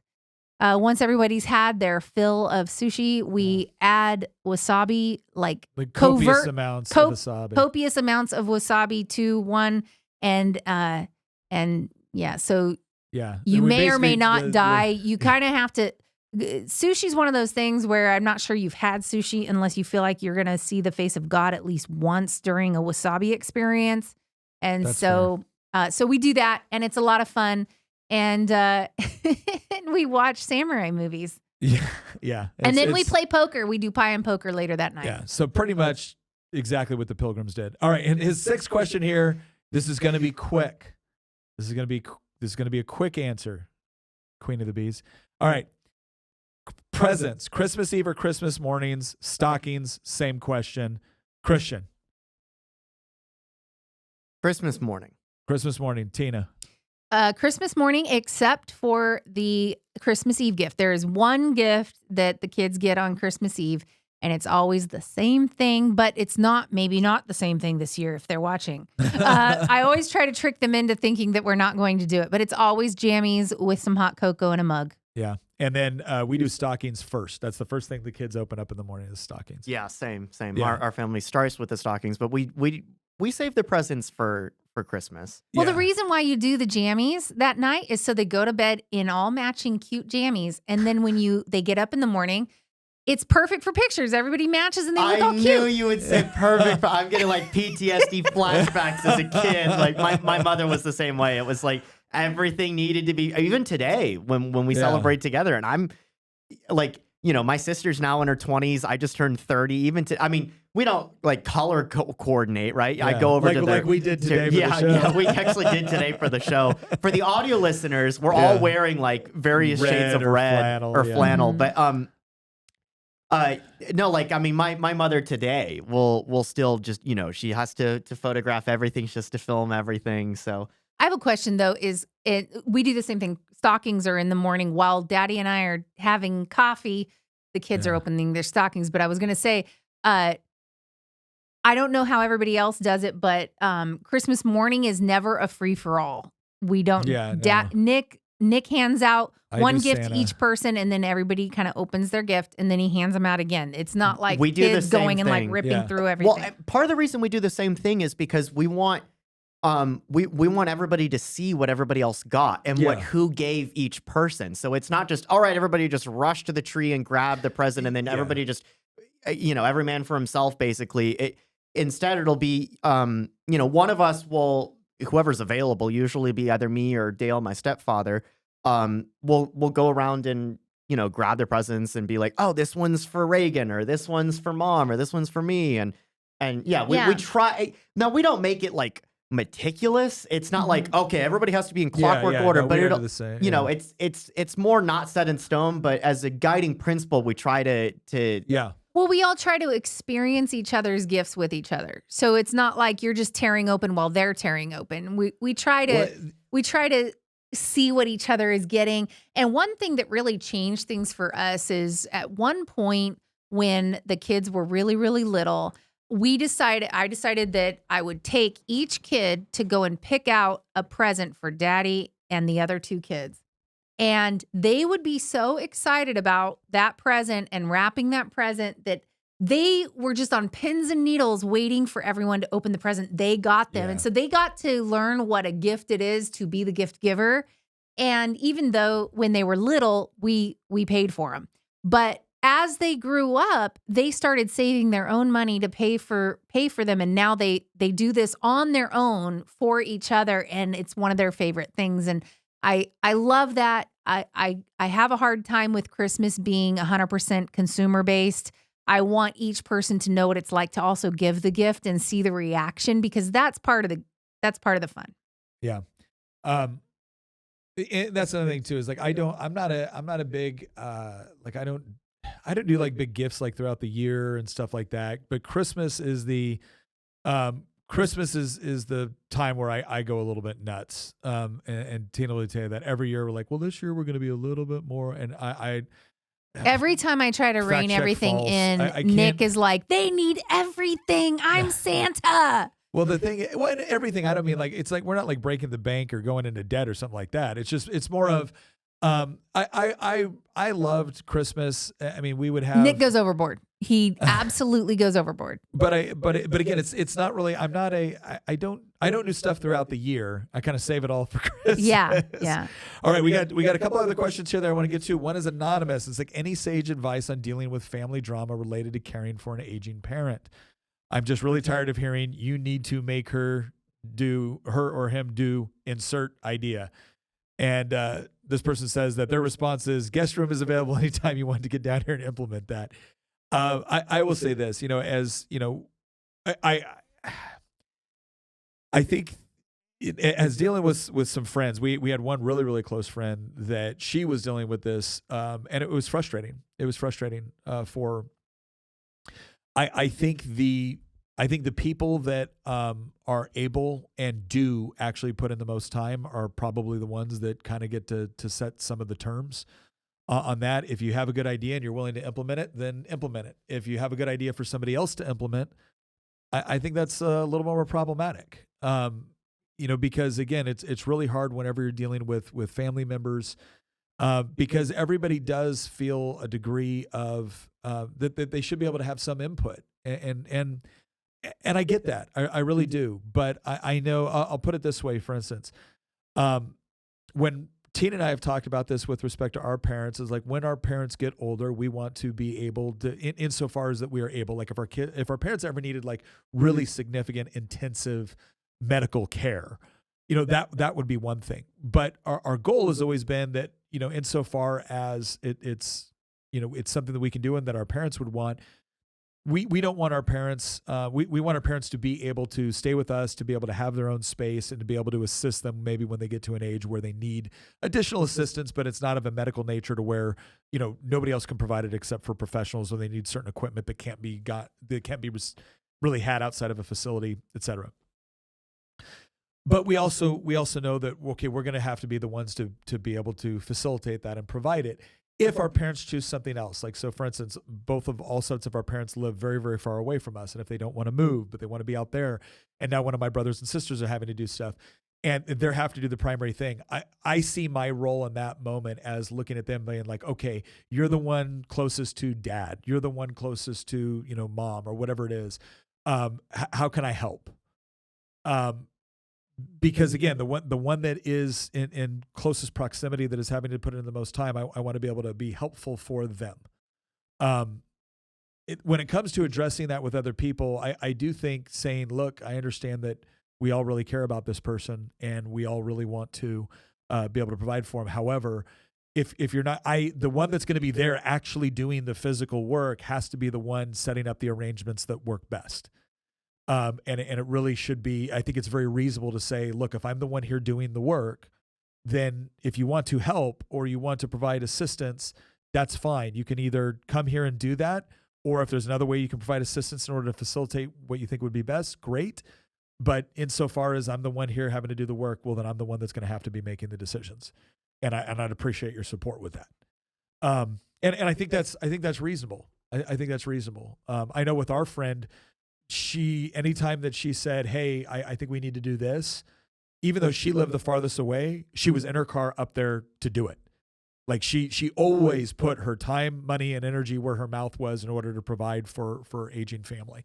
And so I think that's really where it comes down. And I guess letting someone know how you feel about that, where it's like, look, I understand that you care about them just as much as I do, and I understand that you think this should happen, but there's a lot of practical reasons why it can't or it's not. And so if you're going to keep bringing it up, I need you to either do something about it or help me with it, or just let me do this. And because it's hard enough to deal with this without also, as I want to steal Tina's thunder, but I think one of the catchiest things she ever said was, stop shooting all over me.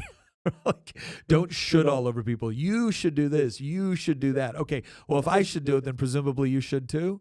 So are you going to? If the answer is no, then okay, let's stop shooting on each other. That would be my take. I don't know if you guys have anything else you want to add to that. No, I think that's really good advice.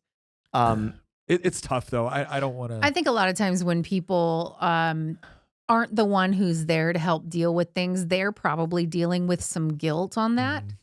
And so they're trying to come up with ideas for, to alleviate whatever burden it is on you. And not only that, but it's also a good idea to be careful how much you complain about whatever's going on. Because if I'm not saying you're complaining. I'm just saying it tends to be that if the conversation goes the track of, oh, well, we had this issue and I had to deal with this and it's gotten really hard to do X, Y, and Z, kind of talking about the problems related to whatever it is you're having to do sometimes makes the person think they need to help you solve it. And And if there's nothing they can really do to solve it, I probably would just avoid complaining too much about it. Or here's another thing I would say, because sometimes you do need to talk about these things, right? Sometimes a good tactic on your side, if you're the one that's doing the primary thing, and you are talking about something they're frustrated, and now they're trying to solve a problem. Tina and I talk about this just being husband and wife. There are times where Tina will tell me, baby, I just need to vent. And then I'm in the right mindset. I know she just needs to vent. She needs to vent and feel supported.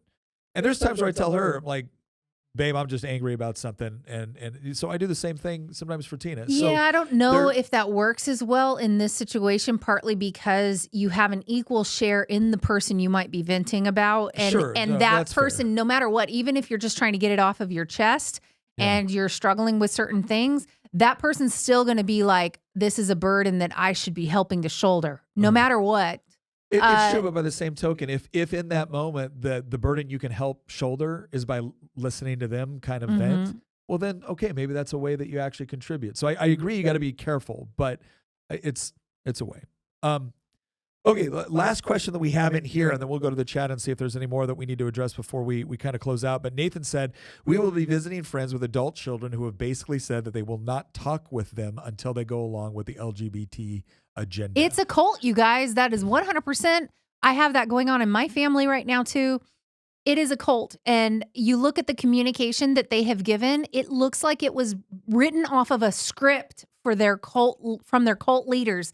That whole thing is, it requires that you cut anybody out of your life that doesn't go along with it. And I don't know if you're a Christian or not, but this is what I've been struggling with literally just this past week over some of the issues in my family, on my side of the family. Look, it's the easiest thing in the world just to cut somebody out and say, sure, good. I'm glad you're not going to talk to me. Who wants to talk to you anyway? You're a whiner and you're a squeaky wheel and nobody cares. Nobody cares about your stupid pronouns, And I've gotten to the point where it's like, thank you for releasing me from the relationship, right? And I know that that's not the way I'm supposed to view it, because, to me, it's the easiest thing in the world to go, you and I just disagree. We have nothing to talk about. We don't need a relationship. Period. The end. That's what Tina would love to be able to say to a lot of people. Okay. But I am a Christian, and my Bible tells me that, first of all, as far as it depends on you, live at peace with people. Okay. So I can try to do that. Sometimes not talking to them is more peaceful. Okay. However, I'm not supposed to initiate cutting people off. That's not in my ministry. That is not part of what Christ has told me to go and do. I am supposed to be about the ministry of forgiveness, the ministry of reconciliation. That is my active ministry within, as being a Christian, that we all have that ministry. It's not just mine. It's the mandate that he gave to all of us. Now, if you're not a Christian, you probably disagree with me, whatever, it's fine. I believe what I believe. You can believe what you believe. But me personally, what I believe tells me I cannot initiate cutting people off. I can't. Obviously, unless there's terrible abuse going on, I will make that caveat. But I should always be about the ministry of reconciliation. So as long as I believe there's hope, I should be holding out hope. Now, if they want to cut off communication and they say they're done with you because you refuse to leave your religion for them, you refuse to renounce Christ in order to have a relationship with them, well, okay. At that point, the Bible does say you can shake the dust off your feet and move on. And so that's where we are in my family situation at this point, where the person basically is saying, renounce your God or there's no relationship with me. Well, I'm not renouncing my God. So goodbye. And I hope that he brings you back someday, but it's no longer on me anymore. You released me. For those people, and there's a lot of other situations where people desperately want to have that relationship, especially with children, but this is the kind of the marker that's been thrown down. I think there's a couple of things. One, obviously, trying to foster that relationship and trying to build reconciliation, I think is always valuable. But to Tina's point, I don't think you do favors to people by reinforcing things that you think are bad for them. I don't think it's first of all, I don't think it's just, but Not loving. And so ultimately I don't think it's loving or kind to say that I'm going to concede to something, or I'm going to celebrate something, or I'm going to accept something that ultimately I don't think is good for you. And if that's the condition that you are, if those are the conditions you're setting, then what you're requiring me to do is do something that I think is bad or untrue or harmful in order to have a relationship with you. And would I really be the sort of person that cared about you would I really be the sort of person that was actually prioritizing you in the relationship if I was so desperate to have one that I had to do something that I thought was hurting you in the process? And I think that's an honest question to ask.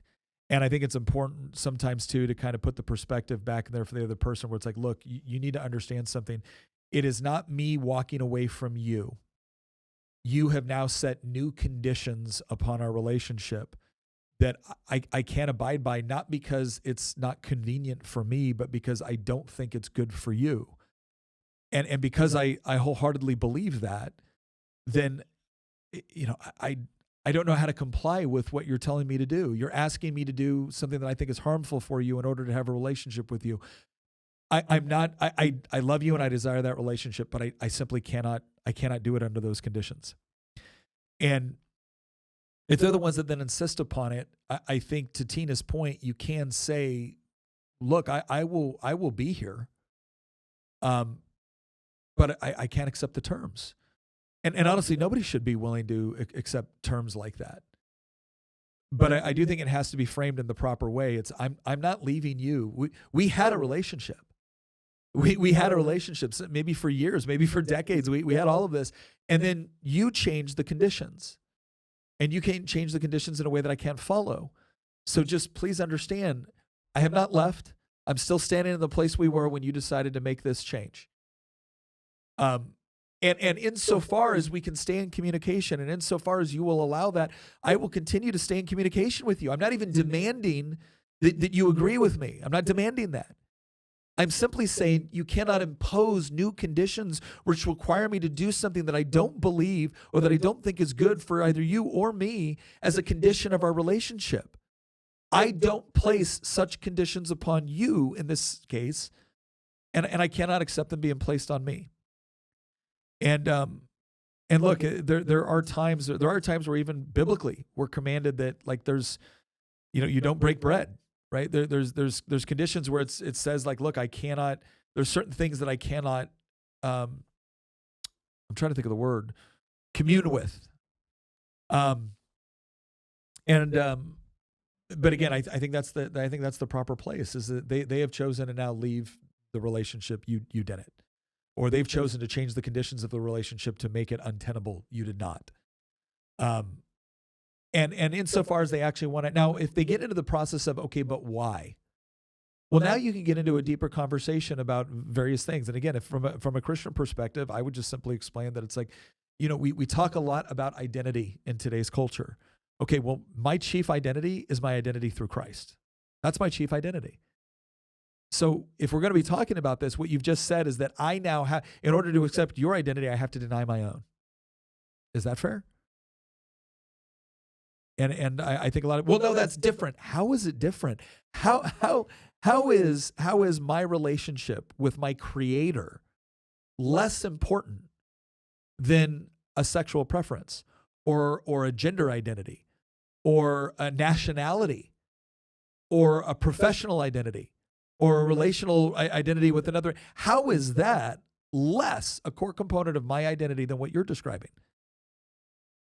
And so I think certain questions like that, if they're willing to actually have the discussion, are relevant and important. And what does it do? Once again, it takes the reasoning they're doing. They have idealize this idea of Maslow's hierarchy of needs with self-actualization at the top of it and saying, I have chosen this identity, and if you can't accept it, then you're rejecting me. It's like, okay, well, my identity is found in Christ, and not only do I believe that it is real, I believe that it is fundamental in a way that really no other identity can be, right? So, or can be as fundamental.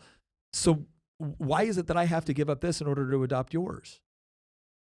So what you're doing is you're putting them on the horns of the dilemma, because if the standard by which they are judging you is now a standard that they can't even hold up to with their own reasoning, well, that's problematic. They're gonna come to a crisis of reasoning where they're either going to have to say, I am wrong in my argumentation, I'm wrong in my understanding of what is going on here, or I'm willing to arbitrarily change the rules of the entire discussion in order to suit what I want. And if you're willing to do that, well, then again, you're talking with somebody that is, they've not just, they've thrown out reason. And without reason, without a logical pathway in which you can engage in civil discourse, there can't be the peaceful coexistence that you desire. And so they're the ones that at some point are going to have to come in contact with that, or to once again realize the value of that. And I think you can tell that person, we will always be here for you, but we can't follow you down the path you're going. I think that's the biblically correct response. Christian, I don't know if you... Discord, I mean, this goes back to what I said at the very start of this podcast when I said, I don't know if I could answer that question about the whole gun issue, because it's been presented as a moral problem, not really a technical problem. Yeah. It's a moral problem masquerading as a technical problem when the left brings up, why does anybody, what they're really making is not a technical argument for, they're using statistics in furtherance of a moral argument that they're trying to put forward. Yeah. And this is why I said, I don't know if I can make the argument, because politics is applied theology. And ultimately, discourse without moral or philosophical alignment is ultimately impossible. This is why you've seen what they call the death of discourse over the last decade or two. We don't talk to each other if we don't share the same moral or philosophical worldview, in part because we can't talk to each other. How could the inhabitants of Baghdad speak to the Mongol hordes that were outside their gates in the 1300s? They had entirely different worldviews. One was a Tengri nomadic steppe culture, and the other one was Islamic, Arabic. They had just entirely different ways of seeing the world, entirely different ways of, and from our perspective, they're both foreign cultures, right? But they didn't have moral alignment, and obviously, right, they were at war with each other. But the fact of the matter is that when you have two moral frameworks for interpreting things like basic reality, all the way down to the physical world, all the way down to biology itself. At that point, you're not even talking about ethereal concepts. You're talking about the things that you see in front of your very eyes. Yeah. Ultimately, part of the reason that politics has become what it has is because we don't have a unified set of principles, of moral and philosophical principles, to the degree that this country previously did have a moral and philosophical foundation. That foundation doesn't exist anymore, and therefore we're kind of left adrift in a sea of irrelevancy and nihilism, and everybody's just kind of clinging to their own lifeboats. And when you run into people, and it's a tragedy when it's members of your own family or when it's friends, but when you run into people who don't share that moral and philosophical alignment, and I mean, a good manifestation of it can be Christianity versus atheism. For example, my father's a pretty militant atheist, but it could be more than just that. It could be more than just disagreements of religion. It could be disagreements of everything, the things that underlie your religion, metaphysics itself, right? Small r religion, not even just big R religion. At that point, you can't really have a conversation with those type of people, because when I try to come to the table with an argument, they could just reject it out of hand without even needing to accept the premise of the argument. Why? Because they have a different moral framework. They have a different philosophical framework. And at that point, you can't really have a conversation with them because they don't agree on terminology. They don't agree on language. They don't agree on objective facts or objective truth. They don't agree on any of the things that are necessary for you to even have a conversation to begin with. And for those type of individuals, ultimately, what is best is for us to be living our lives separately from one another. The tragedy is that we are sharing a country when quite frankly, we should not be sharing a country. But that's a whole nother discussion for a whole nother time. Yeah. And I don't know how you de-wokeify. Well, I do know how you de-wokeify people, because what wokeism is, and this will be the last thing I'll say before I hand it off to you to close. And maybe this will be the premise for a future podcast, but what wokeism is actually, ironically enough, it's actually a reactionary movement. And what I mean by that is that you have a set of circumstances where the previous metaphysical frameworks that people all agreed upon have disintegrated. A good example of that is Christianity being the moral foundation of the West. That is disintegrated. And all of the other metaphysical principles that come along with that, those have disintegrated. So people are kind of left adrift with nothing to cling on to. Yeah. There is no foundation for you to provide meaning, truth, purpose, all those things. You have a movement that comes along that reacts against these forces of disillusion, and that's why I say wokeism is a reaction against the disillusion of these moral and philosophical frameworks. And then it brings onto it almost a religious fervor, because it is so steadfast in its belief that we are fighting against this chaos that has dissolved everything, and we're gonna establish a new moral framework. That's what wokeism proclaims to do, right? It has all the answers to everything, every injustice that's ever existed. But then eventually the facade starts to peel away, and people realize that actually these principles that are espoused by this movement are not eternal. They're not provided by any sort of higher power or purpose. They're actually man-made. The foundations are built upon sand.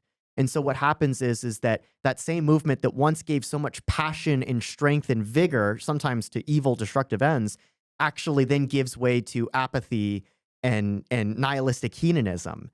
And then the movement implodes in on itself. And this is not the first time this has happened. This actually happened about 100 years ago with the rise of anarchism, where there was this string of incidences in the 19th and early 20th century where you had like anarchist terrorists, lone wolves that were going out there and murdering, emperors and kings and our own president, William McKinley. And there was this just wave of anarchist violence because people were so steadfast in their belief of this ideology, but this ideology was ultimately nihilistic itself. And so what happened over time was that people lost faith in it because they realized that there's no guiding higher principle here. These are all man-made promises. Anarchism is just a man-made invention.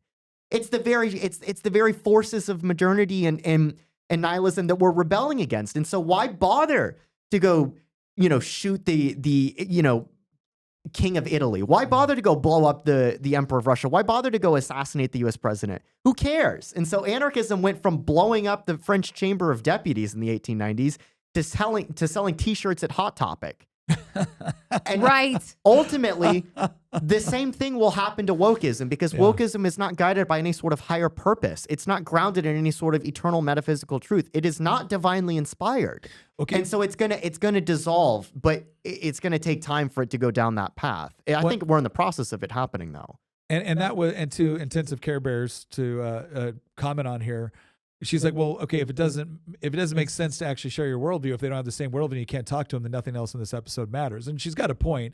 And I was saying, well, I don't think you're saying that you can't talk to these people. I think it's more of this idea that someone that is operating from a particular worldview, especially kind of like this overly nihilistic postmodern worldview, obviously you can talk to them. And to Andrea's point, there is still an underlying reality that they have to contend with. They can reject it all they want, but ultimately you can only reject reality so far, because as has been pointed out several times, right? You're free to ignore reality. You're not free to ignore the consequences of ignoring reality.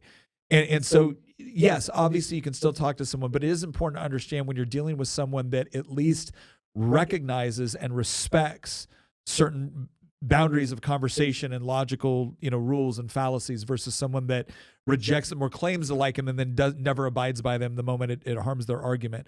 And so can be two different approaches that you take with that. There's two questions right here, one that just came in and one that I had missed accidentally. So I want to get to both of those, and then we got to close out because we're running up here on 2 hours. But JM says, follow-up question, how do you graciously deal with them constantly asking for sources? So I want to, here's something that I would ask you to take a look at, and that is the appeal to authority fallacy. Because a lot of times the sources, I see this a lot, are you an expert? So I had somebody ask me a question about genocide. This was Konstantin Christen, and I proceeded to give kind of I talked about whether or not genocide was taking place, and this guy goes, "Is this guy an expert on genocide? He sounds he looks like he's just a soldier, so he was just a gun." And so I responded, "Are you an expert on soldiers?" And he goes, "Well, you are an expert on genocide." I said, "You missed the point. The point is that I don't know what you would consider to be an expert, right, on genocide. I know this, you probably don't have to meet whatever criteria you would come up with in order to be able to determine whether or not genocide is taking place. What you have to do is look at the definition of a particular word and then to look at the available evidence in order to determine whether or not the available evidence meets the criteria for whether or not the thing is taking place." I said, for instance, I know very, very little about NASCAR. I am positive that there's no NASCAR race going on in my living room right now. Right now, do I have source? Like, one of the problems with the idea of source is, like, first of all, do I believe that we should create good empirical arguments, which is to say that you have sufficient data in order to justify your inductive argument? Yes. I think that's a good thing. I think there's other things that you can argue deductively. Now, the primary difference between an inductive argument and a deductive argument, for anybody that is not used to using those terminologies, is an inductive argument is one where you essentially stack up your evidence in a logically consistent way in order to present an overwhelming argument for why you believe a certain thing to be true, why you believe your premise to be true. A deductive argument is when you essentially are arguing what they say is towards certainty, which is to say that if A is true, if A is correct and B is correct, then C must be correct. Let me give you an example of a deductive argument. All men are mortal. Socrates was a man, therefore Socrates is mortal, right? If premise A is correct and premise B is correct, then premise C or conclusion C must be correct, right? That's a deductive argument. An inductive argument would be something like, every time I see dark clouds in the sky, it ends up raining. Therefore, if I see dark clouds in the sky, there's a high degree of probability it will rain. That's an inductive argument. One was, if this is true, then this must be true. The other is, if these are true, there's a high degree of probability this is true. You don't need to be an expert, and you don't need to cite a million sources to be able to engage in observations about reality, physical reality. And a lot of times, asking for sources, not to mention the fact that even if I do provide a source, what if my source is wrong? Even if I do provide data, what if I have inappropriately analyzed that data in such a way as to come to an inappropriate conclusion? And so one of the most important things is whenever somebody is attacking your argument and looking for a source on something, if you are making a claim about something which you should have a source for, then that's a perfectly appropriate thing. And you say, well, my source is this. But, like, for instance, if I'm saying that I believe that you have an inherent right to be able to defend yourself, and therefore the Second Amendment is a useful mechanism in order to achieve that, and they say, well, source. What do you mean source? I just told you that, we know what the Second Amendment says, and I believe that you have an inherent right to be able to defend yourself, and so I'm giving you my opinion on something, and it might be an informed opinion, right? But that's what I'm giving you. What do you mean source? Sometimes, too, people will ask you for sources on things that, are probably shouldn't require a source. Like if we're talking about, for instance, if we're talking about inflation, well, inflation went up significantly over the last several years. Source. Okay, great. Yeah. Technically, we can Google it really quickly, and I can give you the sources that yes, inflation, increased over the last several years. It's now decreased month after month, but overall, on what it was 8 years ago versus what it is today, it has increased. The nice thing about having your phone in your hands is you can sometimes pull up a source very quickly if that's what they're going to go with. Here's one thing that I like to sometimes say to somebody when they're asking for a source, as if I can't provide a source, therefore what I'm saying is untrue. I will look at them and be like, okay, if I'm either the source might be myself if I'm speaking from my personal experience. The source might be just the definition of a particular word, or maybe they're looking for data. If that's the case, one of the things I will do is I say, okay, great. So if I provide you a source right now, you're going to admit I'm right? Is that what you're going to do? And they're like, well, okay, well then, why don't you look at if you have a problem with the structure of my argument, I get it. If you have a problem with the data that you believe I'm using to come to the conclusion, fine, let's go see if we can find some data that you will find convincing. Another reason why I argue a lot on the philosophical based off of like certain like principles is because one of the things, there's a funny saying, and I can't remember who said it, but it's like, you can prove anything with data, right? So like I can prove anything I want, especially if I'm willing to rely on incomplete data, or if I'm willing to rely on what the experts say. So one of the reasons why the left has done such a good job is one of the reasons why the left has done such a good job and focused so much on taking over academia is because if you in your mind believe that academia is the place where we get expertise, that the credentials that come after your name, PhD, means that you are an expert on the topic or an expert in general, and then you make a statement, well, then now I can say, well, the expert said that, okay, but that's an appeal to authority. There may be a higher degree of probability that an expert on a particular topic is correct in their analysis, but it's not a guarantee. And so it's important to put requests for either source or whatever else it might, or expertise within its proper place when you're looking at argumentation. And don't allow someone to cop out on that. So again, one of my favorite responses back is like, okay, great. So if I provide you a source, you're then going to admit I'm right. And if the answer is yes, okay, great. Go get them a source. If the answer is, well, no, it's like, okay, well, what will it take then? Because you're acting as if the source is the only thing that is, leaving you in a position where you're not convinced. And then keep in mind, I have people all the time, again, a very controversial issue, right? The war in Gaza. I have people all the time that I will say, look, I don't believe that this is taking place. Like, oh, didn't you see this news article? I'm like, okay, well, that news article was provided by Hamas. And I don't really trust Hamas as a source. Is that because Hamas is incapable of delivering accurate information? No. It's because Hamas has demonstrated several times over that not only are they willing to give out misinformation, but they're actually willing to do some pretty horrible things in order to achieve their objectives. And so therefore they've lost credibility as a source, even though technically they can be a source.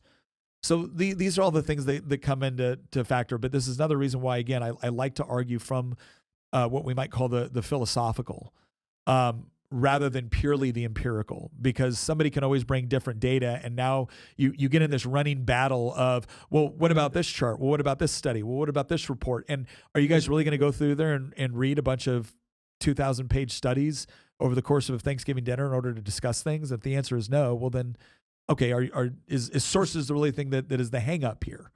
So I hope that's a decent answer to what you were looking for. Let me see. The last thing that got asked here that I wanted to address because it was a good question. Has someone mentioned moral foundations theory yet? So let me go ahead and give you guys kind of an idea of moral foundations theory is a social psychological theory that explains how human moral reasoning is based on an innate moral foundations. The theory posts that there are 5 core moral foundations that are the building blocks of morality regardless of culture: harm, care, fairness, reciprocity, in-group loyalty, authority, respect, purity, sanctity. MFT suggests that moral judgment is primarily an intuitive process and that each foundation has its own evolutionary history, virtue system, and limitations. The theory also suggests that cultures vary in how much weight they give to each of these 5 foundations. I think moral foundation theory is interesting. The only part where I don't find it ultimately convincing is that if you are suggesting that morality is nothing more than a part of an evolutionary process, like a biological evolutionary process, I don't agree with that, because I think what ultimately ends, and I think what MFT is essentially attempting to do is and again, I don't claim to be an expert on it, right? So, but my rudimentary understanding of it, I think is what it's trying to do is it's trying to maybe kind of bridge a gap between atheism, which essentially has to say that ultimately there's no such thing as objective morality, that morality is merely subjective, versus a theological approach to morality, which essentially says that morality is given to us by God and therefore has objective authority as the moral right thing to do. moral foundations theory, I think, does approach something which is interesting, which is to say that how do certain mores or how do certain traditions and whatnot reflect these categories, and then how do they develop over time within particular cultures? I think that's a perfectly reasonable way to study what you might call social mores or different practices. And Peter Kreeft actually has a really interesting conversation that he does on this, where he discusses the idea of subjective morality versus objective morality. And one of the things that Peter Kreeft comes to is he comes from the theological framework, where he says that, yes, morality has, or moral traditions and rules and laws have developed over time across space and time, and taken on various cultural aspects that differ. But they all seem to be rooted in certain fundamental elements, and those fundamental elements of harm, care, fairness, in-group, authority, purity, things like that. That's something that you and I have talked about off camera before. Yeah. And I can't remember the analogy that you gave me, but I was trying to make the argument that there's certain ways of being, there's certain belief systems. Now the way that they manifest might be different, right? For example, the way that somebody might, the analogy that you gave me was the way that somebody might dress in the Arab world is different than the way that somebody might dress in the Western world. But they both agree that people should be wearing clothes. Yes. Right. And like that's one of, there's so many examples of this, but well, and then people, the issue too with moral foundations theory is that inevitably it still comes down. The reason why I don't think it can ultimately answer the most important questions about moral foundations is because ultimately, if it is treated, right? So, and again, I think MFT, you theoretically could push this in either direction. You could either say, yes, MFT explains a lot about how cultural traditions develop around these core things which seem to be inherent, and therefore that points to a creator which created us that way. You could also attempt to use elements of MFT to say, no, it's all been a result of basically tradition and experience, and there may be something in there that is useful with respect to the propagation of the species or the defense of one's offspring or whatnot, but ultimately it's still just subjective based off of evolutionary biology. And so I would be, what I think is interesting about it is, as I study morality through a theological framework, I can obviously arrive at the conclusion that different cultures and different societies have come up with different moral traditions and standards which vary, but then point to something inherent. I believe God's the one that provided the inherency. And then what this whole discussion is about is trying to figure out what is the best way to live out the moral law that God has provided. Whereas other people might say, this is just an interesting, perhaps anthropological study on how various societies have addressed moral issues through an evolutionary, biological question. I don't even know if that was, it really wasn't a question. It was kind of if we had discussed it. Again, I'll end it with this because it is time for us to end. I'll end it with this. I do think that ultimately morality only has genuine objective authority if there's a moral lawgiver, and that doesn't exist if we're all just dancing to our DNA or we're living in a world of just purely chemical determinism. It's still an interesting thing to study on how different cultures have addressed these questions, and do we like the answers better? But one of the biggest problems that we have there too is that you will have the left saying, see, it's all just a social construct. And then you engage in this not only cultural relativism, but also moral relativism. And I actually don't think that's useful. I think it's highly damaging to pretend as if all cultures have answered the same inherent moral and existential questions equally valid, since they're all social constructs. Okay. So she responded, a useful part of MFT is how it can show the same foundation can manifest different on the left and right. It can be helpful for crafting arguments to a different framing of things. Yes, absolutely. Absolutely. I do think that's good, because we can have different perspectives on the same moral issue, and there can actually be elements of truth on both perspectives, right? It's a question of how do we get the most complete or comprehensive perspective, and that's where we arrive at the truth, right? Not your truth, not my truth, the truth. But no, it's definitely, Jonathan Haidt, I think, talked about kind of an element of this when he talked about what conservatives versus libertarians versus liberals, or basically what right or left view these things and the values that they place on them, and what are the sort of the conclusions that can be drawn as a result. Okay. We're going to end it right there. I want to thank everybody for the questions that they sent us. Hopefully you guys found this useful. Again, the title of the podcast is Making the Argument. And so hopefully we've helped answer some of your questions or equipped you with tactics of argumentation. And again, the overall goal should not be to, just defeat or crush your enemies. And when it comes to an argument, the best way, I forget who said it, was the best way that you defeat your enemy is by making them your friend, right? And I don't mean friend in the sense that, okay, we just agree to disagree or we can be civil around one another. I think those things are important. But ultimately, if we do believe in objective truth, and I certainly do, my goal is to not only help others to see it, but also to allow them to help me to see it. And through civil discourse and through certain shared values about objective reality, objective truth, objective morality, the laws of logic, scientific method, etc. We can. That's the wonderful thing I believe about God's created order, is that he has given us both the tools and the mechanism through both discovered and revealed wisdom to be able to have really robust conversations and to be able to have a deeper knowledge of the world he has created for us, the order that he has created for us, and ultimately him and our relationship with God. And so I hope you guys will all have a wonderful holiday season. Next week, we have 2 pre-recorded episodes that we're going to be putting out because we want to make sure that all of our team gets time with their families, but we also want to make sure that for those of you who might be traveling, you still have a mechanism for to interact. And then obviously we'll be back for portions of December to do some more live episodes and put those out as well. And then we'll be going into the Christmas week as well. We'll probably do some more pre-records for that.